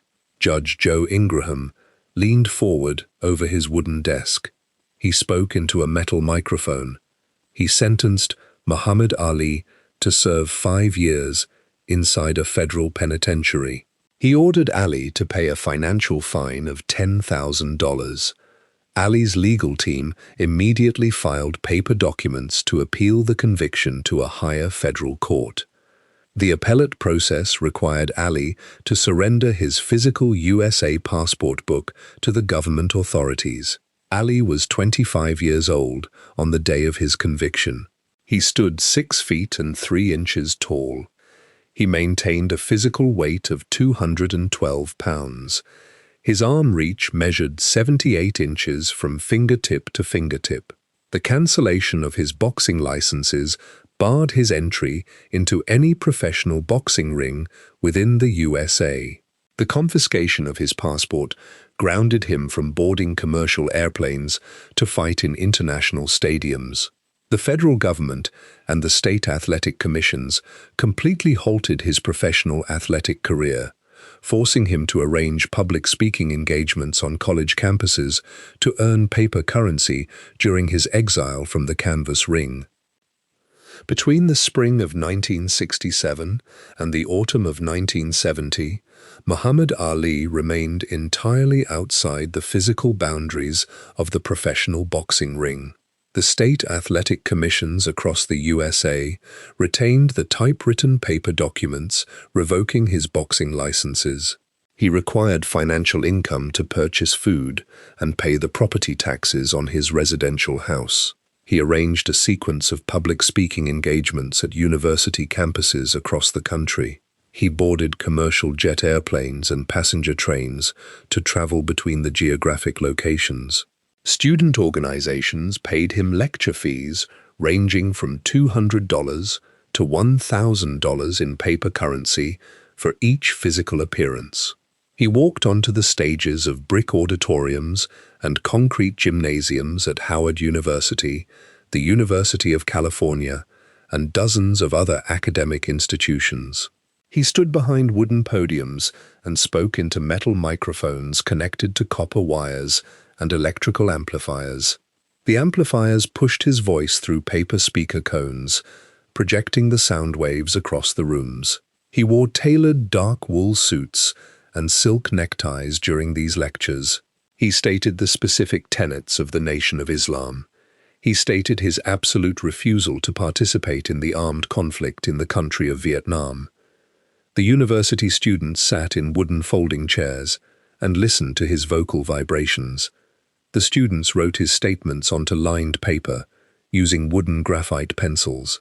During this specific span of 3 years, his biological age progressed from 25 years to 28 years. Human physiologists define this exact chronological period as the peak phase for cardiovascular endurance and fast-twitch muscle fiber response in male heavyweight athletes. His physical body processed oxygen at maximum efficiency. He maintained his body weight near 215 pounds. He directed this physiological energy into his vocal lectures. In the winter of 1969, Ali signed a paper contract to participate in a Broadway musical production in New York City. The musical play carried the title Buck White. The theatrical producers rented the George Abbott Theatre, located on West 54th Street. The theatre featured rows of red velvet seats bolted to the sloping concrete floor. A raised wooden stage sat at the front of the room. Stagehands positioned hot incandescent spotlights in the ceiling grid to illuminate the wooden floorboards. Ali wore a fake beard constructed of artificial hair glued to his jawline and chin. He wore a dark corduroy suit. He memorized printed lines of dialogue from a paper script. He sang musical notes, accompanied by a live orchestra, sitting in the pit below the stage. The musicians manipulated brass trumpets and played wooden violins strung with taut steel wire.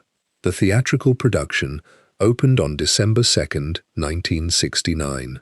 The production closed on December 6, 1969. The cast completed exactly 7 public performances.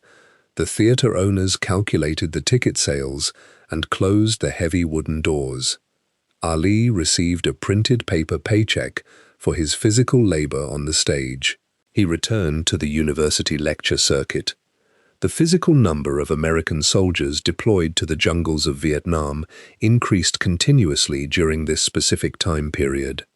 The military utilized jet airplanes to drop explosive metal bombs and helicopters to transport infantry units armed with steel rifles.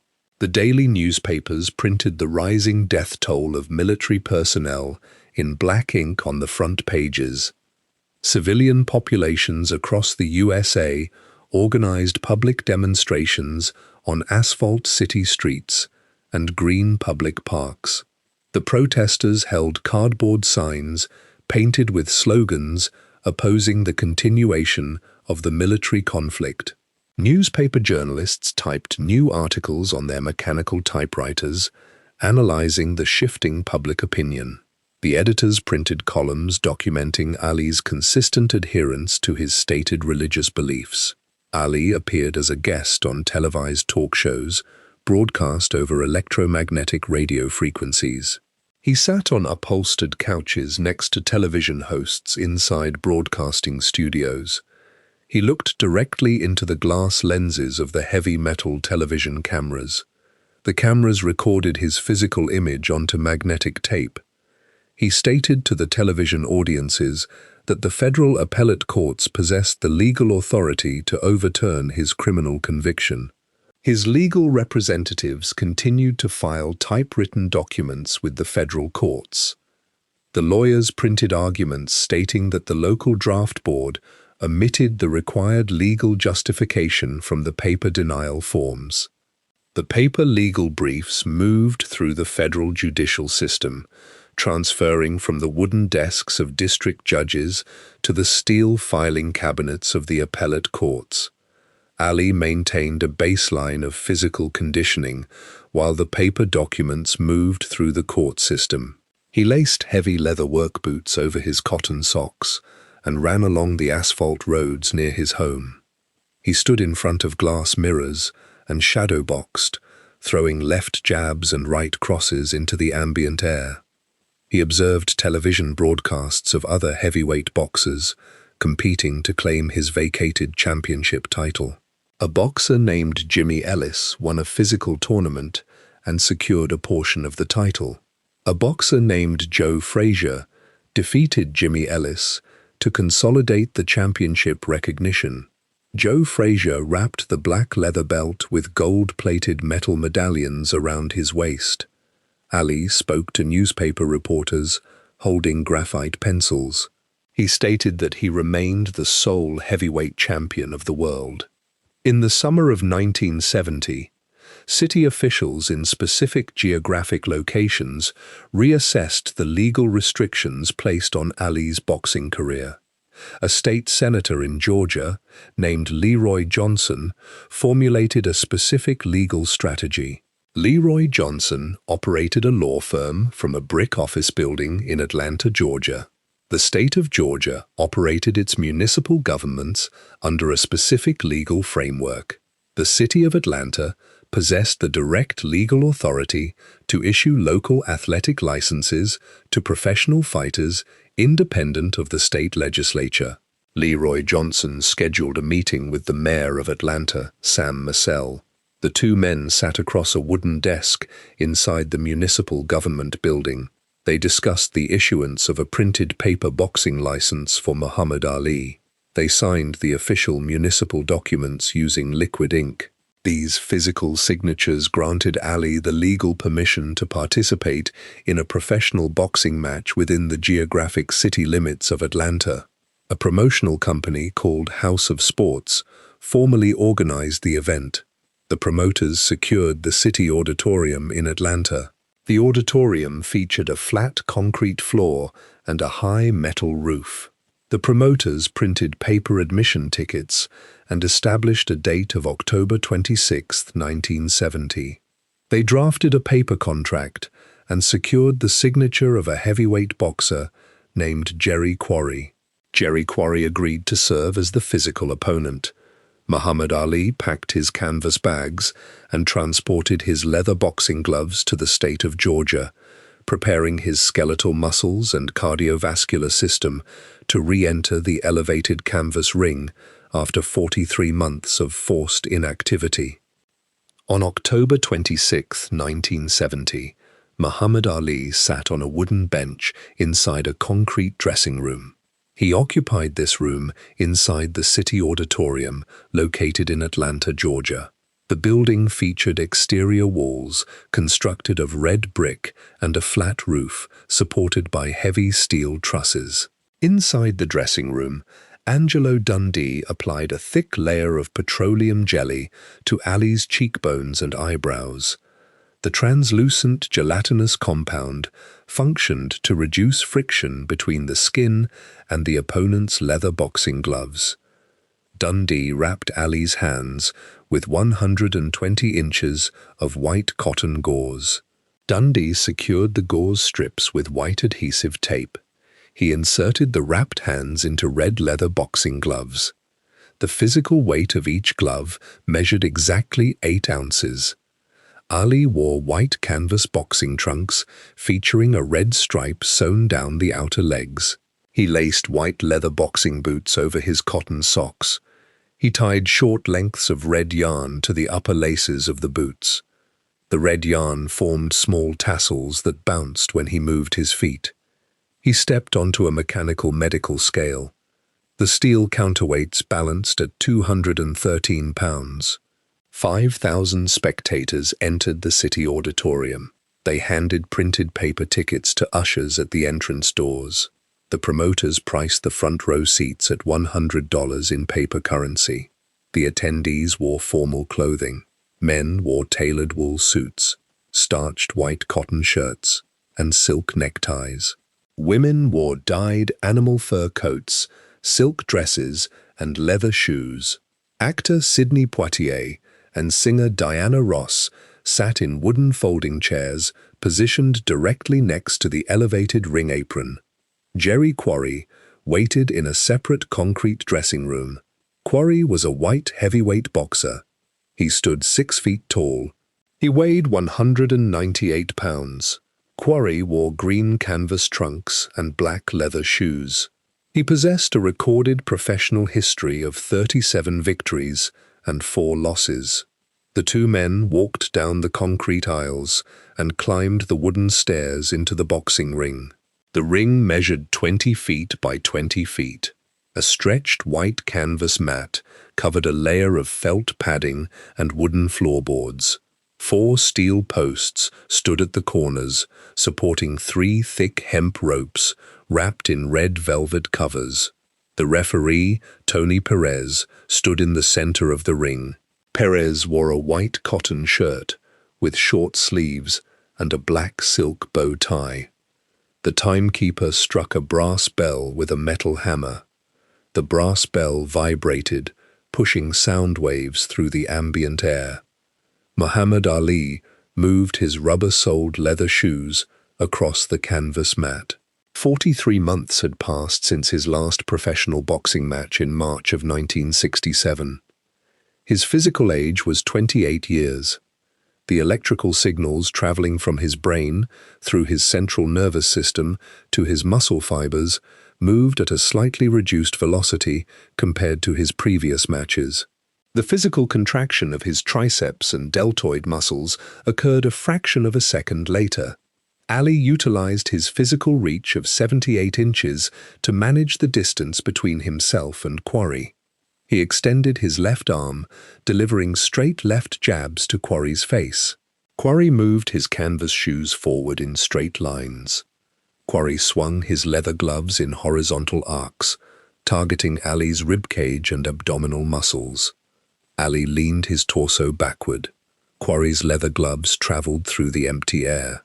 During the second round, Ali planted his feet on the canvas mat. He threw a rapid sequence of left and right punches. The red leather gloves struck Quarry on the jaw and the forehead. Sweat dripped from both men onto the white canvas floor. The air inside the auditorium carried the smell of roasted peanuts, cigar smoke, and human perspiration. The overhead incandescent spotlights heated the ambient air directly above the boxing ring. In the third round, Ali shifted his body weight from his right leg to his left leg. He rotated his spine and extended his right arm. He delivered a straight right cross with high velocity. The padded leather glove struck Quarry directly on the left brow bone. The physical kinetic energy transferred from the leather glove into Quarry's face. The force compressed the epidermal tissue against the underlying skull bone. The skin split open, creating a deep physical laceration above Quarry's left eye. Dark red blood leaked from the ruptured capillaries. The blood flowed down Quarry's cheek and dripped onto his chest and his green canvas trunks. The brass bell rang to signal the end of the 3-minute round.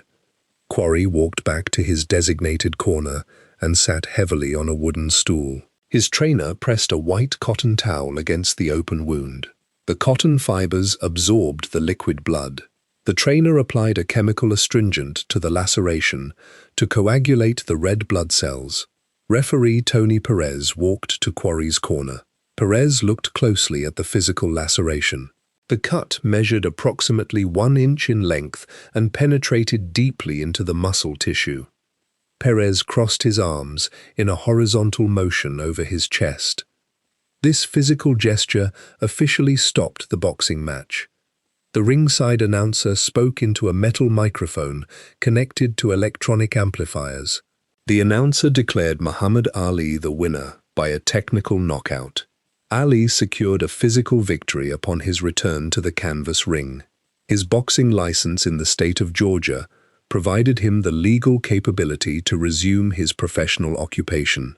A man named Joe Frazier currently held the heavyweight championship title belt. Joe Frazier stood 5 feet and 11 inches tall and weighed 205 pounds. Frazier possessed an undefeated record of 26 victories. He threw heavy left hooks that routinely knocked opposing boxers onto the canvas floor. Boxing promoters in New York drafted new paper contracts to schedule a physical confrontation between Ali and Frazier. They utilized mechanical typewriters to set the date for March 8, 1971, inside the Madison Square Garden Arena in New York City. On the evening of March 8, 1971, 20,455 spectators entered Madison Square Garden. Madison Square Garden occupied a physical footprint above the Pennsylvania Station Transit Hub on 8th Avenue in New York City. The building featured a circular concrete exterior and a steel cable suspended roof. The structural engineers utilized steel tension rings to hold the roof panels above the interior seating bowl. The attendees purchased printed paper tickets. The promoters set the highest ticket price at $150 in paper currency. The spectators sat in red, blue, and yellow plastic seats, bolted to the concrete tiers. The boxing match featured two undefeated heavyweight fighters. Muhammad Ali possessed a professional record of 31 victories and 0 losses. Joe Frazier possessed a professional record of 26 victories and 0 losses. The promotional executives drafted paper contracts guaranteeing each fighter a paper bank check for $2,500,000. The physical payout represented the largest financial compensation for a single sporting event up to that specific date. During the weeks preceding the match, Muhammad Ali utilized his vocal cords to project specific words toward television microphones and newspaper reporters. He stated the syllables of the phrase "Uncle Tom" to describe Joe Frazier. The printed newspapers reproduced these two words in black ink. Ali stated that Frazier possessed an ugly physical face. Frazier trained for the fight in Philadelphia, Pennsylvania.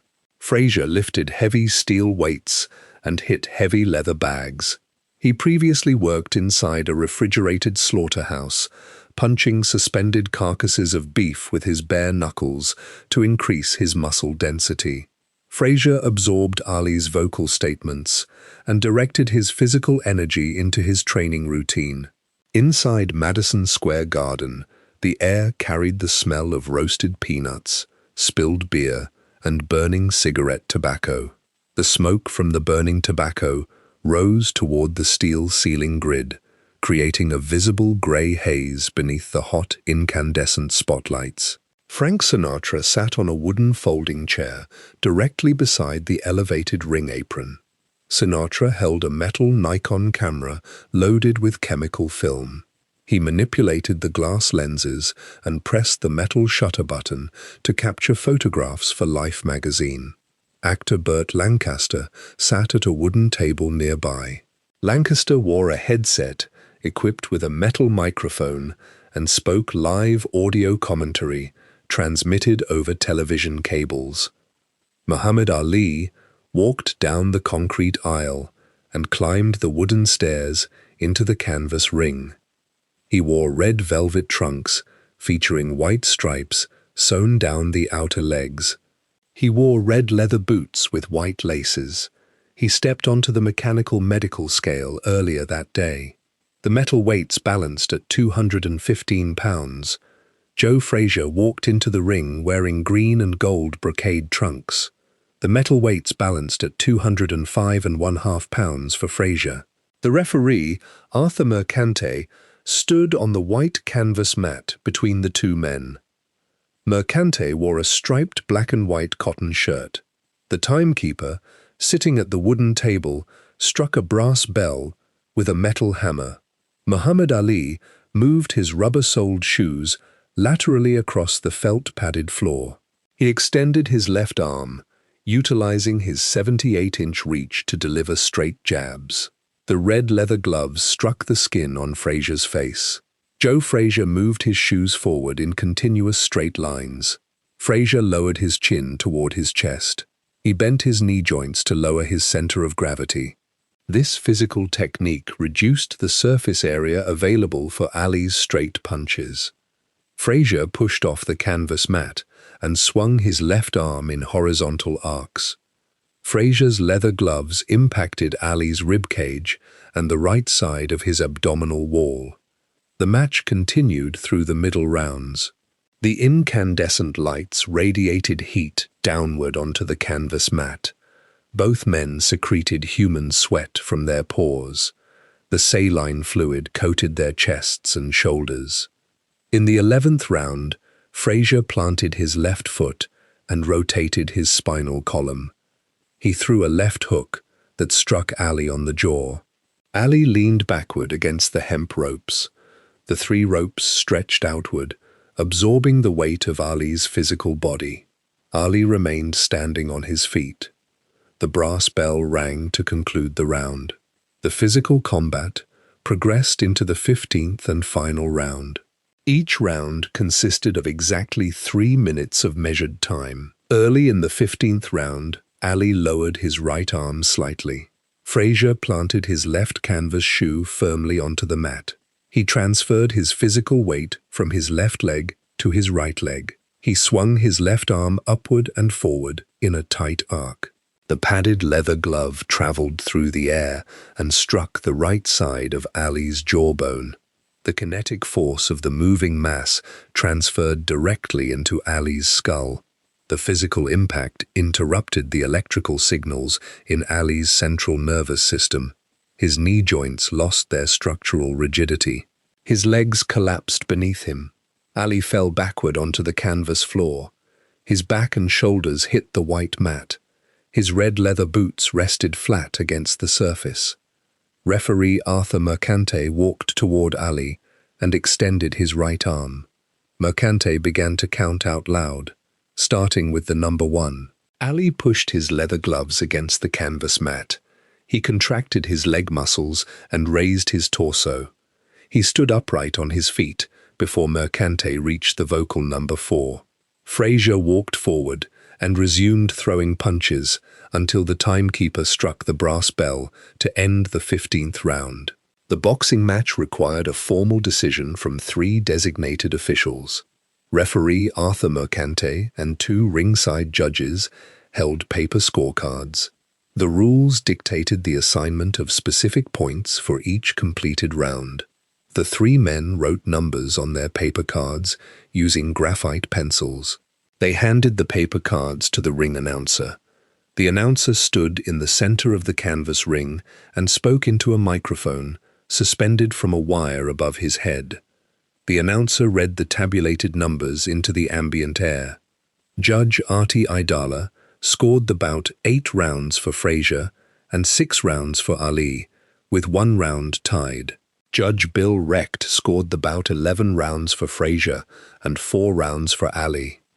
Referee Arthur Mercante scored the bout 8 rounds for Frazier and 6 rounds for Ali, with 1 round tied.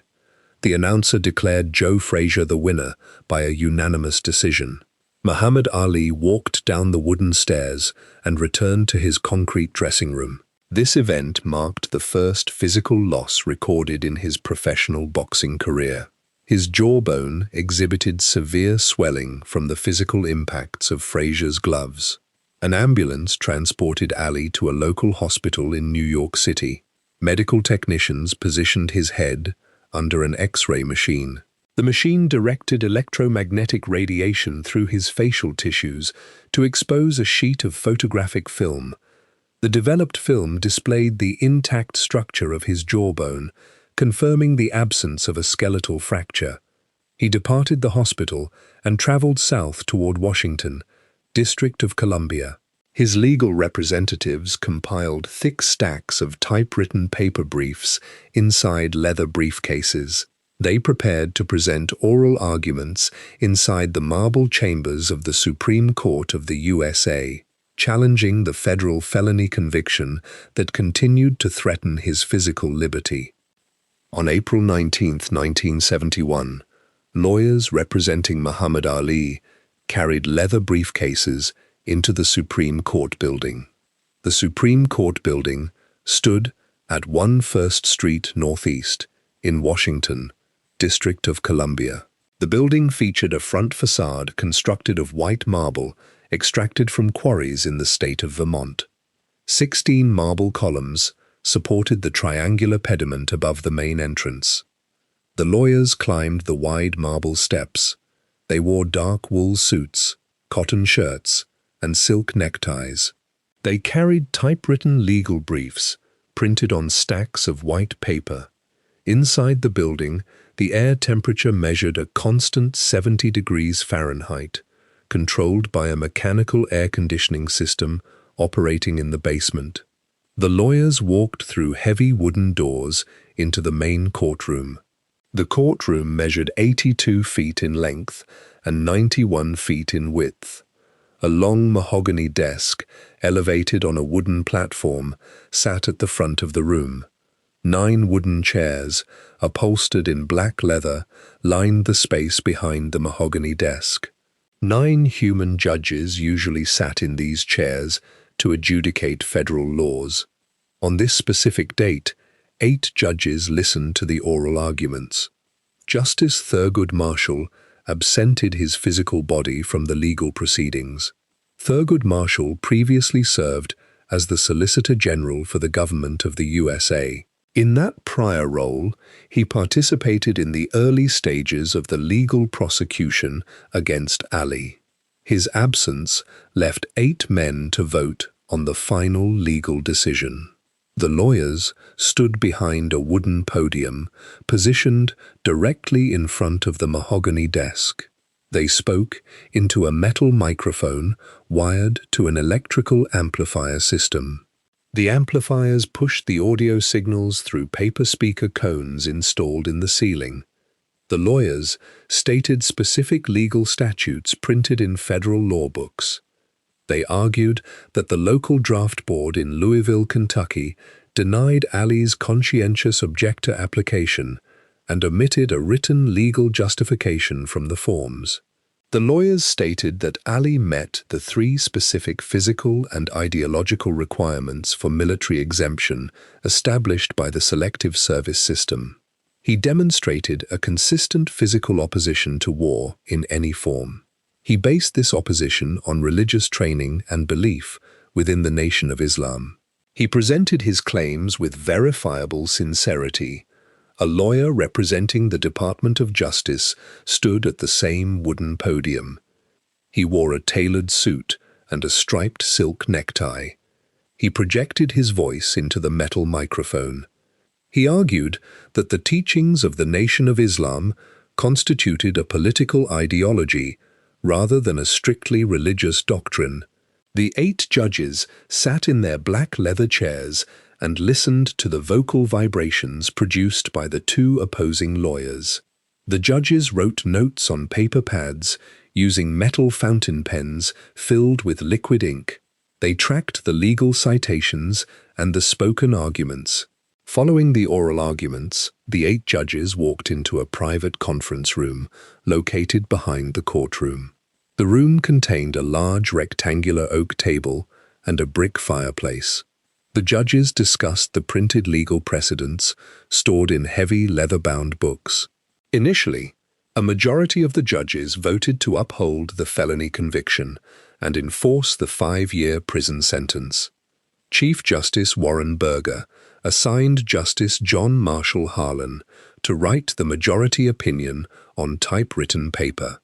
Justice Harlan assigned his legal clerks to read the religious texts of the Nation of Islam. The clerks retrieved printed books from the legal library. They read the text outlining the specific dietary rules and daily prayer requirements of the organization. They read the printed text detailing the sex-explicit opposition to participating in physical combat for any secular government. A clerk named Thomas Crattonmaker typed a physical memorandum on his mechanical typewriter. The memorandum stated that the Department of Justice provided flawed legal reasoning in their printed briefs regarding the religious nature of the Nation of Islam. Justice Harlan read the typed memorandum. He altered his legal assessment based on the printed text. Justice Harlan communicated his revised position to the other 7 judges. The judges reviewed the typewritten administrative documents from the local draft board again. The Department of Justice originally submitted a paper letter to the Kentucky Draft Board containing 3 distinct reasons for denying the military exemption.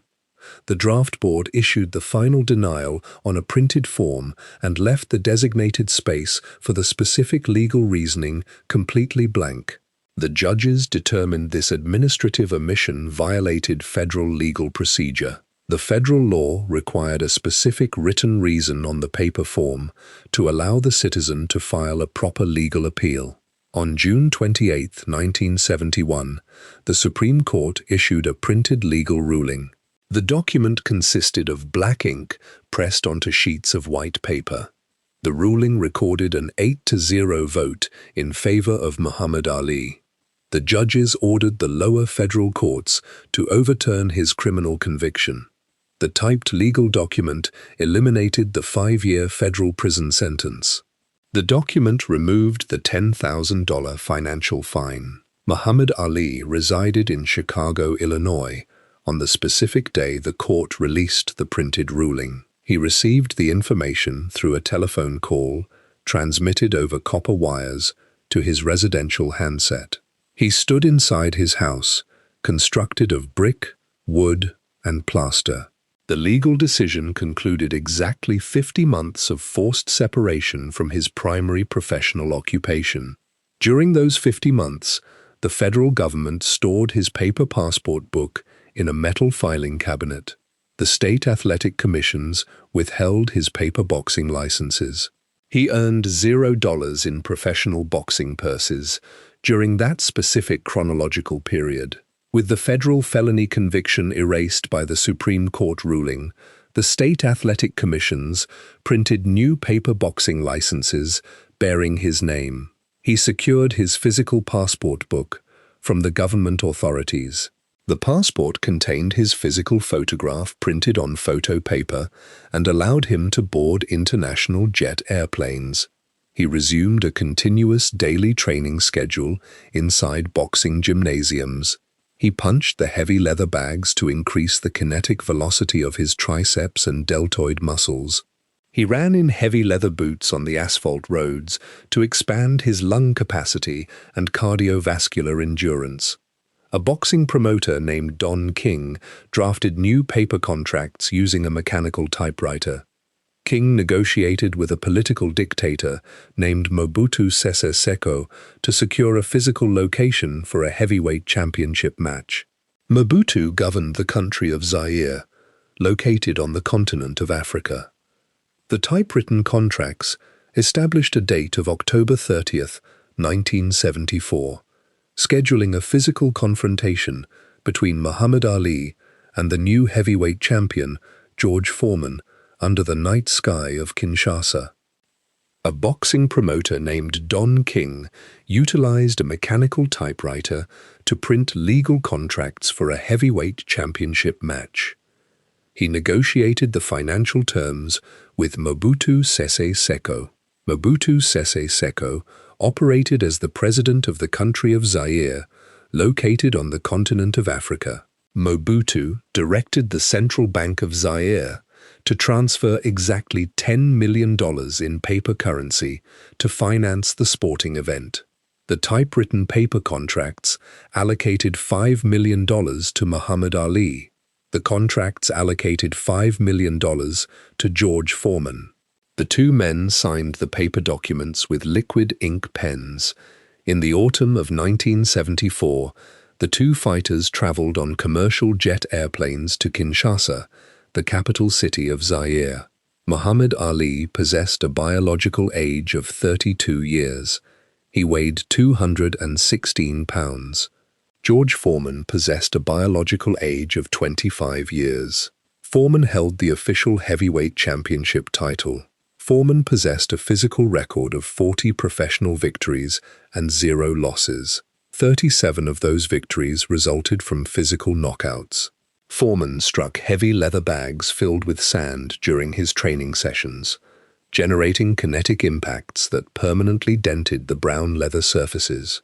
Both men trained inside wooden gymnasiums in Kinshasa to acclimatize their respiratory systems to the specific geographic atmosphere. The air in Zaire contained high levels of water vapor due to the tropical rainy season. The ambient air temperature regularly measured above 85 degrees Fahrenheit. The men consumed local foods and drank bottled water to maintain their cellular hydration in the hot climate. The promoters selected the Stade du 20 Mai as the physical venue.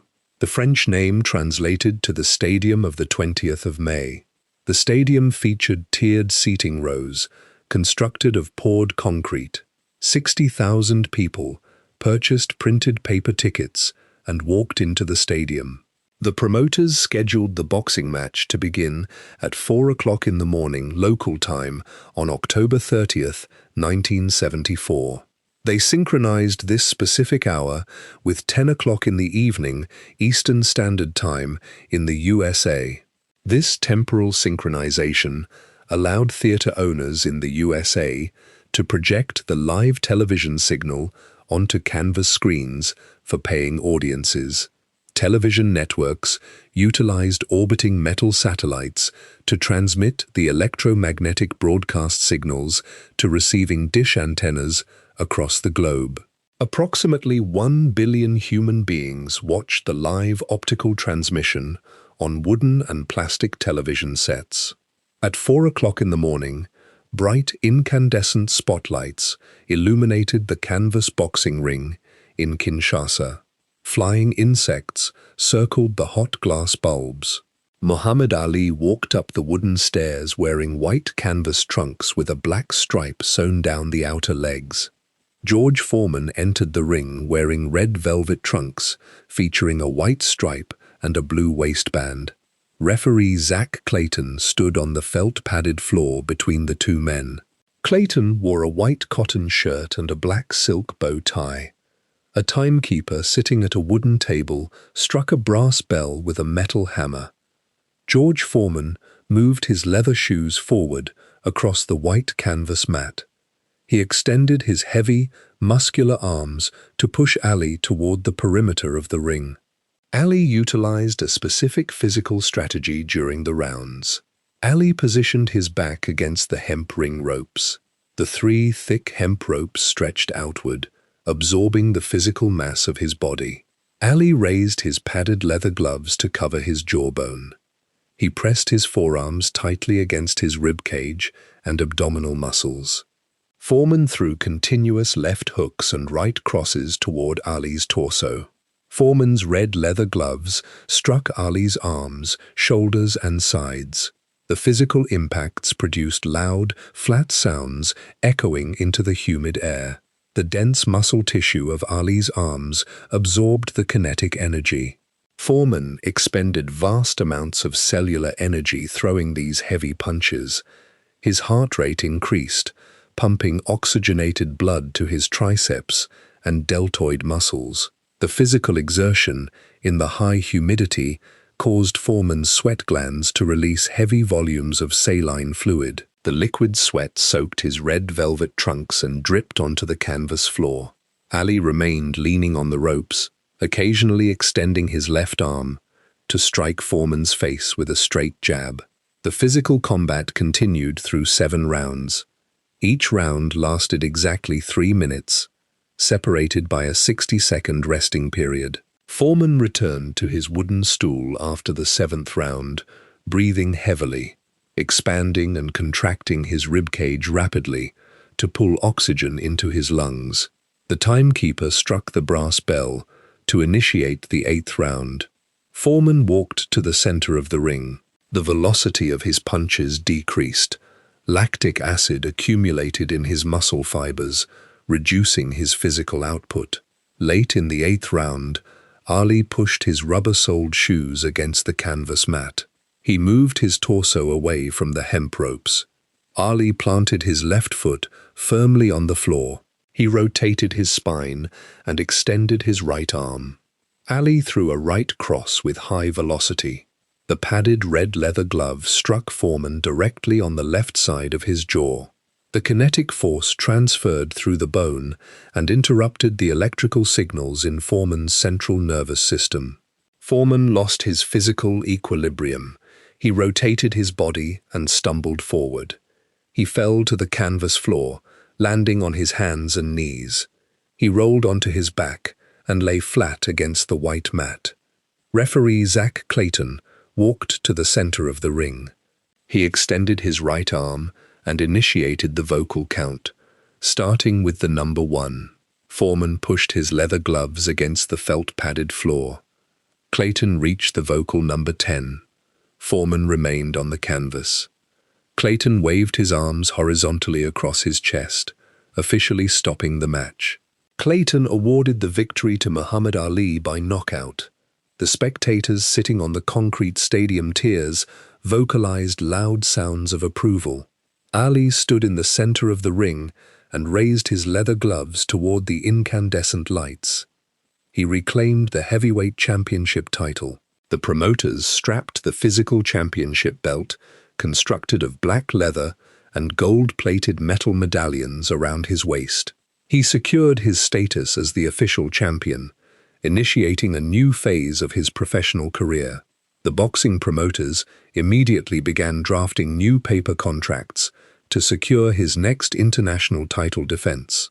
They utilized mechanical typewriters to negotiate with Ferdinand Marcos, the president of the Philippines, scheduling a physical bout against Joe Frazier in Quezon City for October 1st, 1975.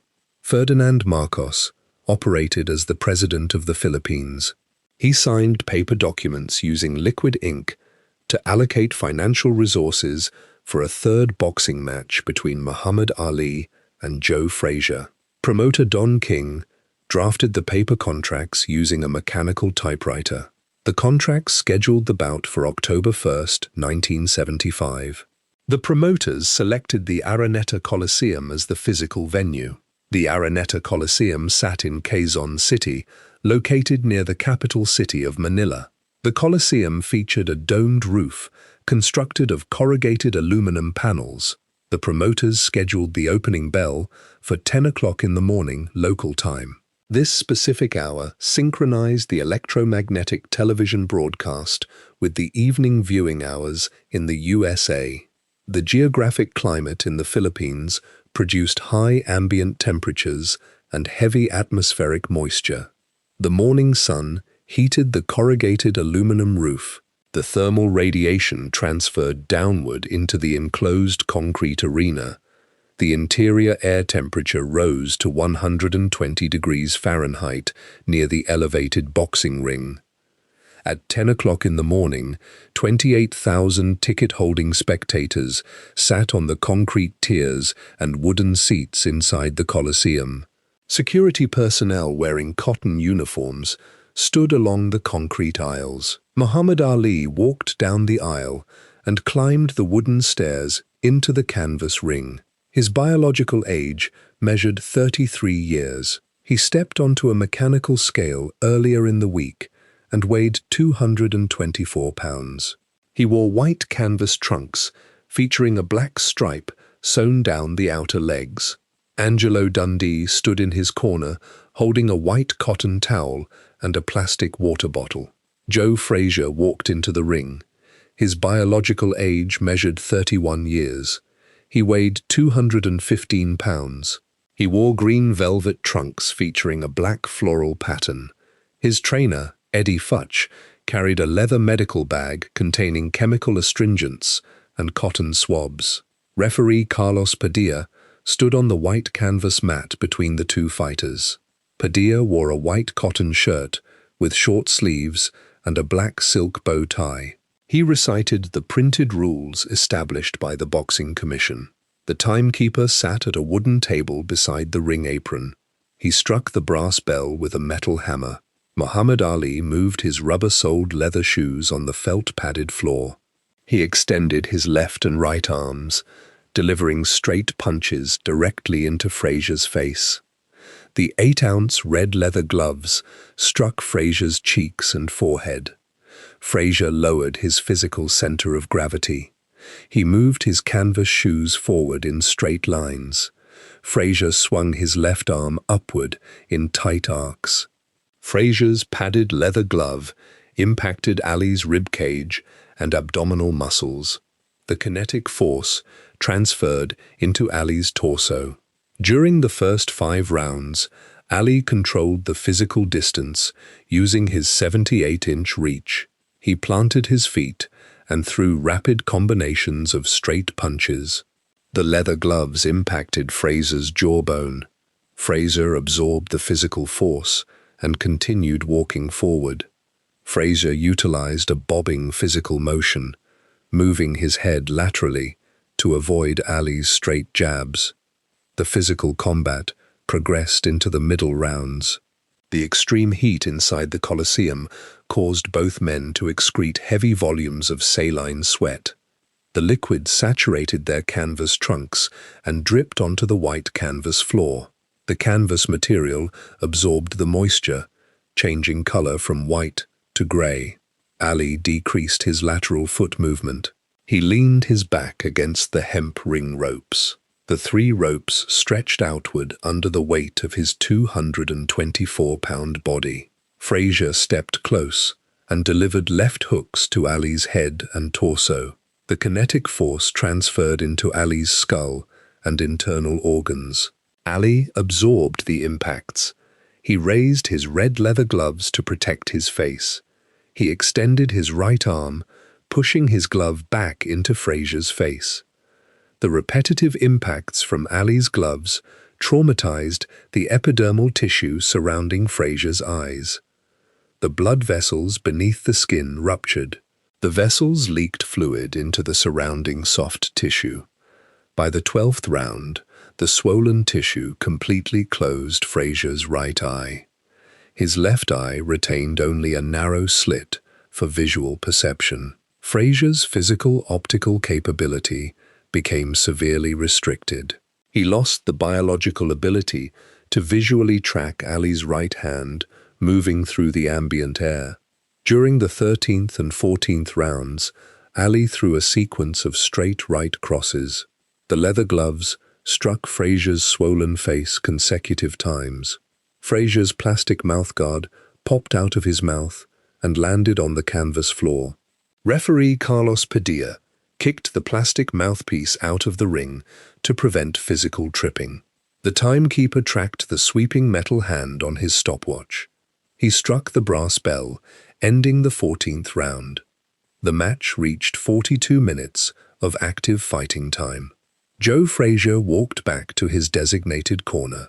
He sat heavily on his wooden stool. His chest expanded and contracted rapidly to draw oxygen into his lungs. Eddie Futch stood in front of him. Futch looked at Frazier's closed eyes and lacerated facial tissue. Futch squeezed a wet sea sponge, pouring cold water over Frazier's head. Frazier stood up from the wooden stool. He vocalized his intention to continue fighting the 15th round. Eddie Futch placed his hands on Frazier's shoulders. Futch pushed Frazier back down onto the wooden stool. Futch stated vocal words into Frazier's ear, instructing him that the physical match was over. Frazier remained seated. Eddie Futch turned his body toward the center of the ring. Futch extended his right arm and waved his hand at referee Carlos Padilla. Futch signaled the physical surrender of his fighter. Carlos Padilla crossed his arms horizontally over his chest. This physical action officially terminated the boxing match. The ring announcer spoke into the metal microphone suspended above the ring. He declared Muhammad Ali the winner by a technical knockout. Ali stood up from his own wooden stool in the opposite corner. He raised his right arm into the hot, humid air. A few seconds later, the electrical signals in his central nervous system faltered due to physical exhaustion and thermal stress. His leg muscles lost their structural rigidity. Ali collapsed forward onto the white canvas mat.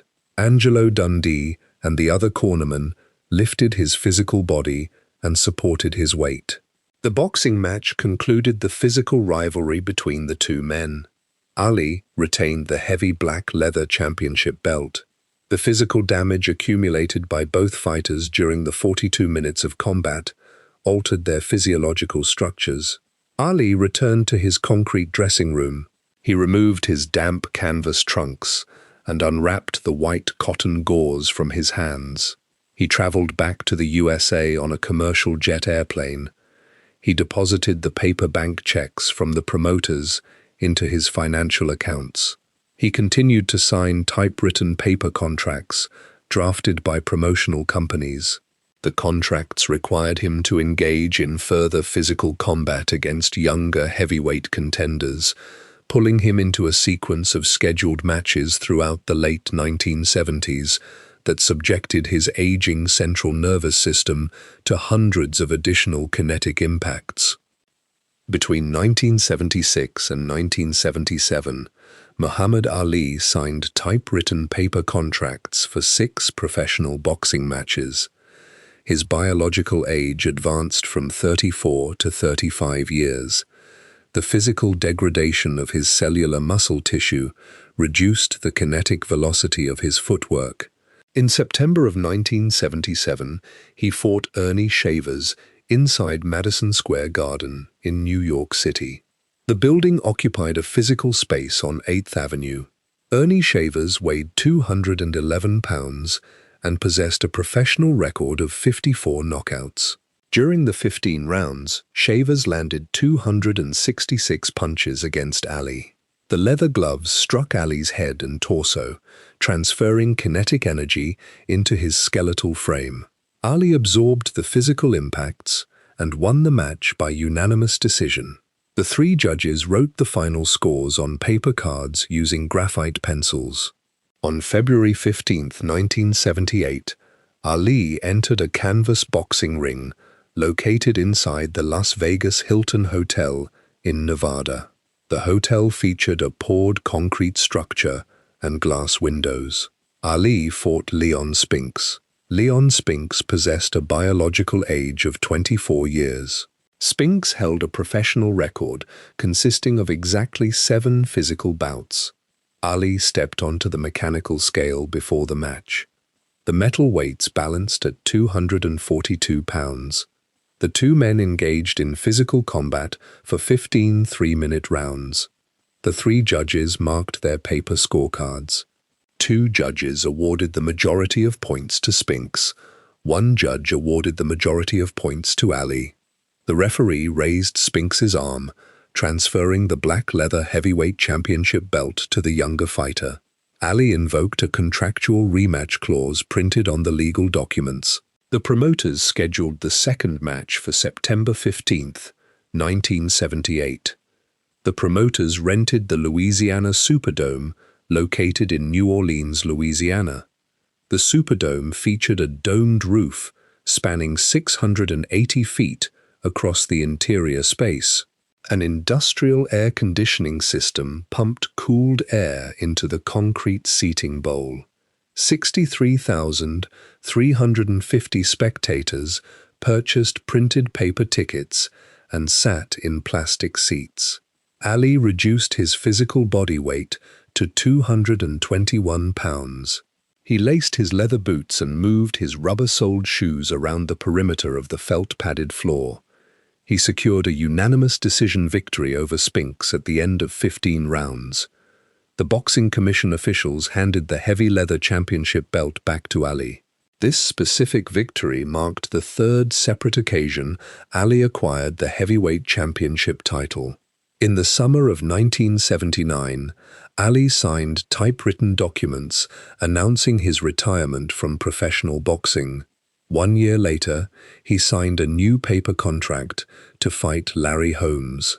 Larry Holmes held the current heavyweight championship title. The promoters scheduled the bout for October 2, 1980. The match occurred inside a temporary stadium constructed of steel scaffolding and wooden planks in the asphalt parking lot of Caesar's Palace in Las Vegas.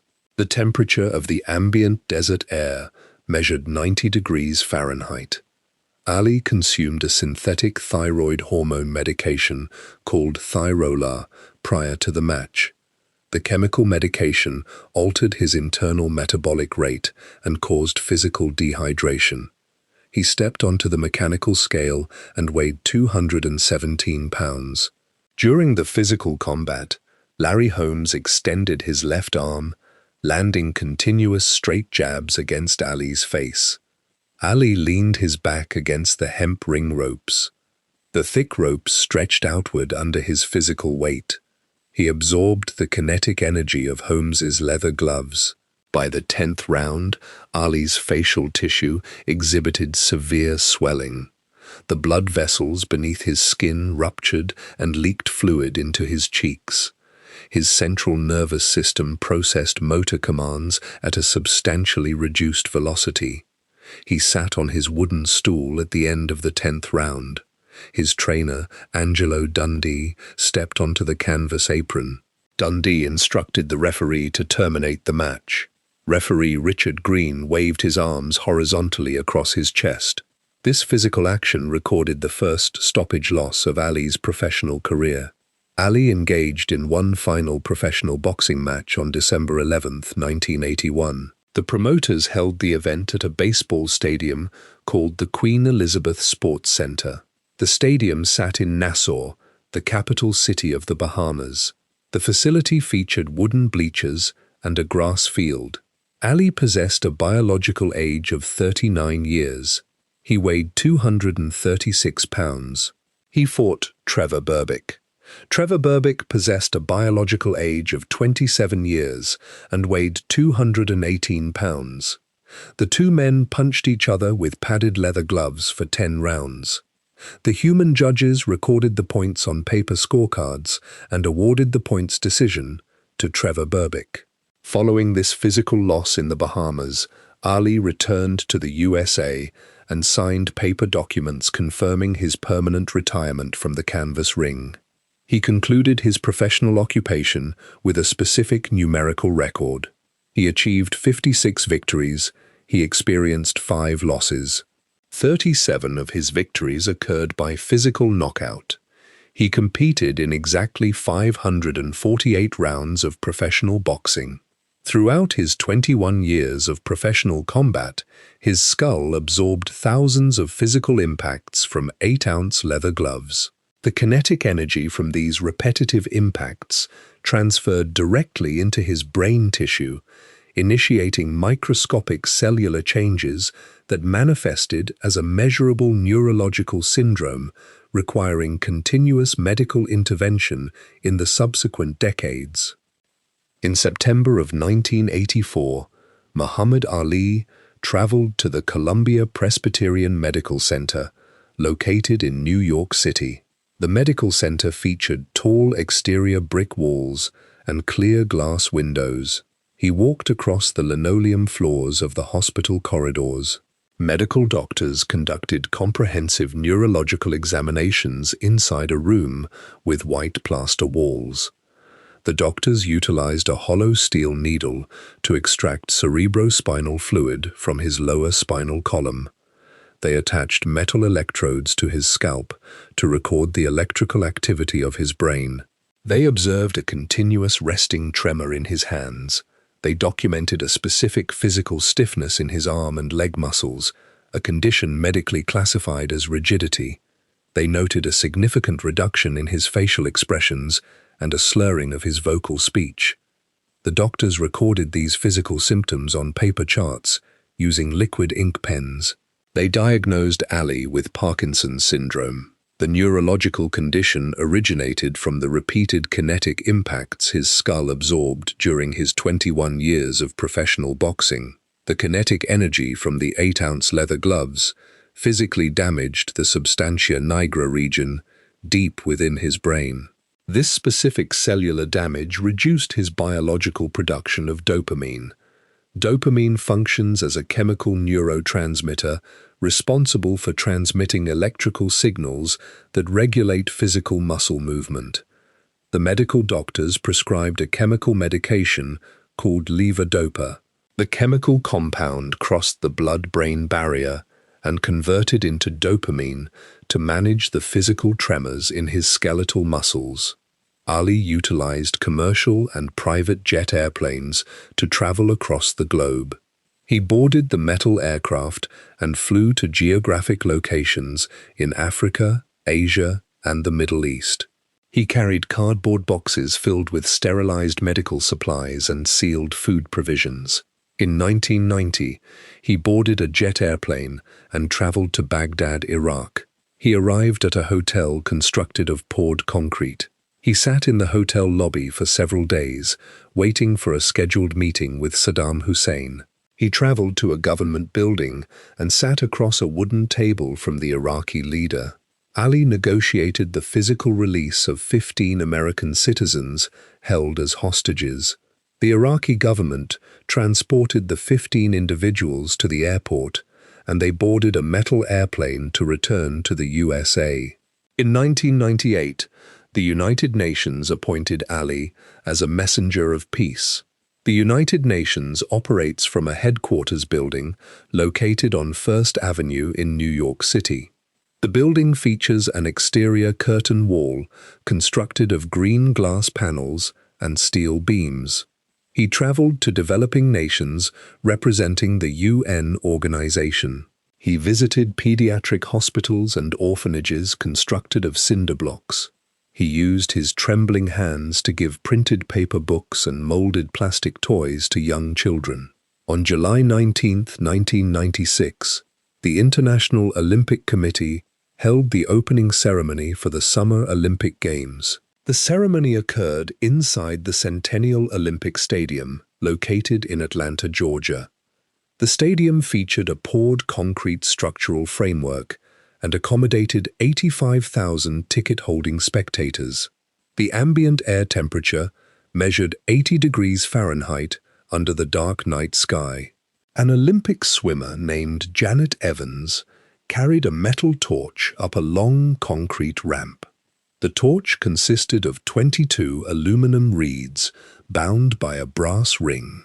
The metal tube contained a canister of pressurized propylene gas. The burning gas produced a visible yellow and orange flame. Muhammad Ali stood at the top of the concrete ramp. He wore a white cotton polo shirt and dark wool trousers. The electrical signals from his brain struggled to control the muscle fibers in his left arm due to the ongoing dopamine deficiency. His left hand and forearm trembled visibly as he reached forward. He grabbed the metal handle of the torch with his right hand. Janet Evans transferred the physical weight of the object to him. Ali rotated his torso and lowered the burning flame toward a mechanical wire mechanism. The flame ignited a small combustible payload attached to a steel cable.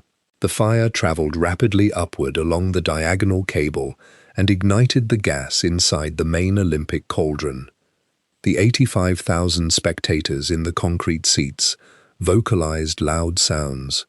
Television cameras, equipped with glass lenses, transmitted the optical image of his trembling hands over electromagnetic radio frequencies. 3 billion human beings watched the live transmission on glass television screens in their homes. On November 9, 2005, Muhammad Ali traveled to Washington, District of Columbia. He entered the White House through a heavy wooden door. The White House features exterior walls constructed of porous Aquia Creek sandstone, painted with white lead-based paint. He walked down the carpeted hallway and into the East Room. The East Room contains wooden parquet floors made of oak and mahogany. 3 large glass chandeliers suspend from the decorative plaster ceiling. President George W. Bush stood at a wooden podium at the front of the room. The president picked up a specific metal medal attached to a dark blue fabric ribbon. The medal consisted of a white enamel star mounted on a gold-plated circular base featuring red enamel details and 13 gold stars. This physical object constituted the Presidential Medal of Freedom. The federal government of the USA issues this specific medal as its highest civilian award. The president draped the blue fabric ribbon over Ali's head and around his neck. Ali stood stationary on the wooden floorboards, while the metal medal rested against the lapel of his dark wool suit jacket. Later that same month, on November 19, 2005, a new building opened to the public in his hometown of Louisville, Kentucky. The structure carried the name the Muhammad Ali Center. The building sits on West Main Street, near the southern bank of the Ohio River. The architectural design features 6 stories of glass windows and colored ceramic tiles, spanning an exterior concrete plaza. Inside the building, construction workers installed aluminum display cases and flat glass television screens. The display cases hold specific physical objects collected from Ali's professional career. Visitors purchase paper tickets and walk across the carpeted floors. They look at the red leather boxing gloves and the white canvas trunks he wore inside the canvas rings. They look at the metal Olympic torch he carried in Atlanta. They read the original typewritten paper documents recording his military draft board appeals and legal convictions. The physical structure of the Muhammad Ali Center preserved the material artifacts of his life within the geographic boundaries of his birth city. His biological body continued to age, and the neurological degradation of the Parkinson's syndrome advanced steadily over the next decade, moving him toward the ultimate conclusion of his physical existence in the summer of 2016. On June 2, 2016, an ambulance transported Muhammad Ali to a medical facility in Scottsdale, Arizona. The vehicle utilized a gasoline-powered engine and rubber tires to travel over the asphalt roads. The ambient air temperature in the Sonoran Desert measured over 100 degrees Fahrenheit. The ambulance arrived at the Honor Health Scottsdale Osborne Medical Center. The hospital features exterior walls constructed of concrete and glass windows. Medical technicians moved Ali onto a metal hospital bed, equipped with rolling rubber casters. They pushed the bed across the linoleum tile floors into a private patient room. Ali possessed a biological age of 74 years. His central nervous system had processed the neurological degradation of Parkinson's syndrome for 32 years. His biological lungs developed a respiratory illness. The respiratory illness impaired the transfer of oxygen into his bloodstream. Medical doctors inserted intravenous plastic tubes into his veins. They administered liquid medications and saline solution. The biological function of his internal organs steadily declined.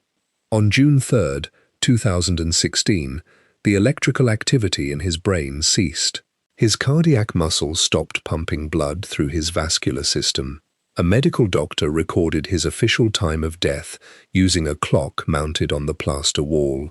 His family contracted a private aviation company to transport his physical remains. Workers placed his body inside a wooden casket. The casket consisted of cherry wood, sealed with a clear chemical varnish. A commercial jet airplane carried the wooden casket across the USA. The jet engines burned aviation fuel and propelled the aircraft from Arizona to Kentucky. The airplane landed on a concrete runway in Louisville, Kentucky. Workers transferred the wooden casket into the rear cargo area of a motorized hearse. The hearse featured a black painted metal exterior and tinted glass windows. On June 10, 2016, a public funeral procession traveled through the city streets of Louisville. The procession route covered exactly 19 miles of asphalt pavement. The motorcade consisted of the black hearse and several dozen passenger automobiles. The vehicles drove along Muhammad Ali Boulevard. City workers previously installed green-painted metal signs displaying this specific street name on steel poles. The motorcade drove into the West End neighborhood. The rubber tires rolled slowly down Grand Avenue. The black hearse passed the single-story wooden frame house located at 3302 Grand Avenue.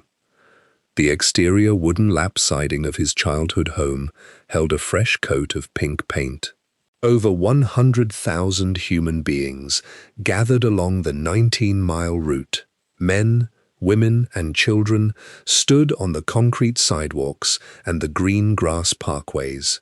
The citizens held printed paper photographs and cardboard signs. Many individuals purchased cut flowers from local florists. They threw the plant stems and flower petals into the air. The physical flower petals landed on the asphalt street and the metal hood of the black hearse. The accumulation of plant material completely covered the glass windshield of the vehicle. The driver activated the mechanical windshield wipers to push the flower petals away from his line of sight. The motorcade reached the entrance of Cave Hill Cemetery. Cave Hill Cemetery occupies 296 acres of land in Louisville. The property contains rolling hills planted with green grass and large oak trees. The black hearse drove through the cemetery gates and stopped near a specific plot of soil. Workers previously utilized steel shovels and heavy motorized excavation equipment to dig a rectangular hole in the dirt. Family members and friends gathered around the open dirt grave. Workers lowered the cherrywood casket into the ground. They used steel shovels to push the excavated soil back into the hole, covering the wooden box entirely. A stone monument company later installed a physical marker over the burial site. The monument consists of a flat slab of dark granite set flush with the green grass.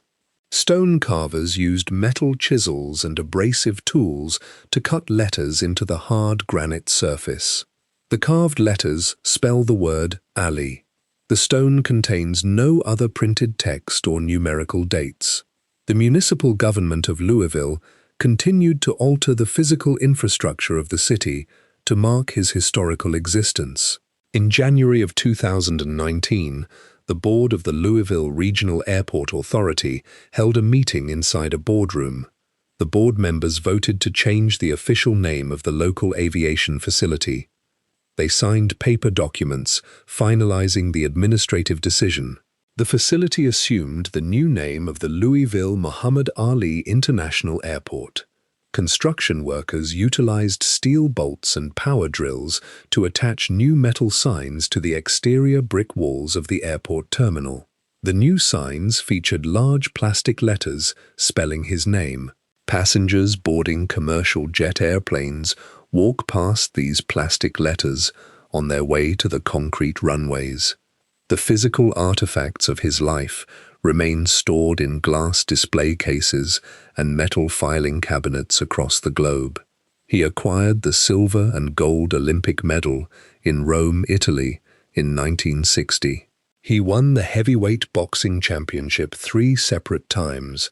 The boxing promoters strapped the black leather belt with gold-plated metal medallions around his waist in 1964, 1974, and 1978. He engaged in 61 professional boxing matches. The newspaper reporters pressed black ink onto newsprint paper, documenting his 56 victories. His physical journey began with the disappearance of a $60 red and white Schwinn bicycle on a wet concrete sidewalk outside the Columbia Auditorium. The 12-year-old boy walked down the concrete stairs into a basement boxing gymnasium to report the theft. He wrapped his hands in white cotton gauze and hit heavy brown leather bags, initiating a sequence of physical actions that resulted in his biological body becoming the most widely recognized human figure recorded on printed paper and magnetic television tape during the 20th century.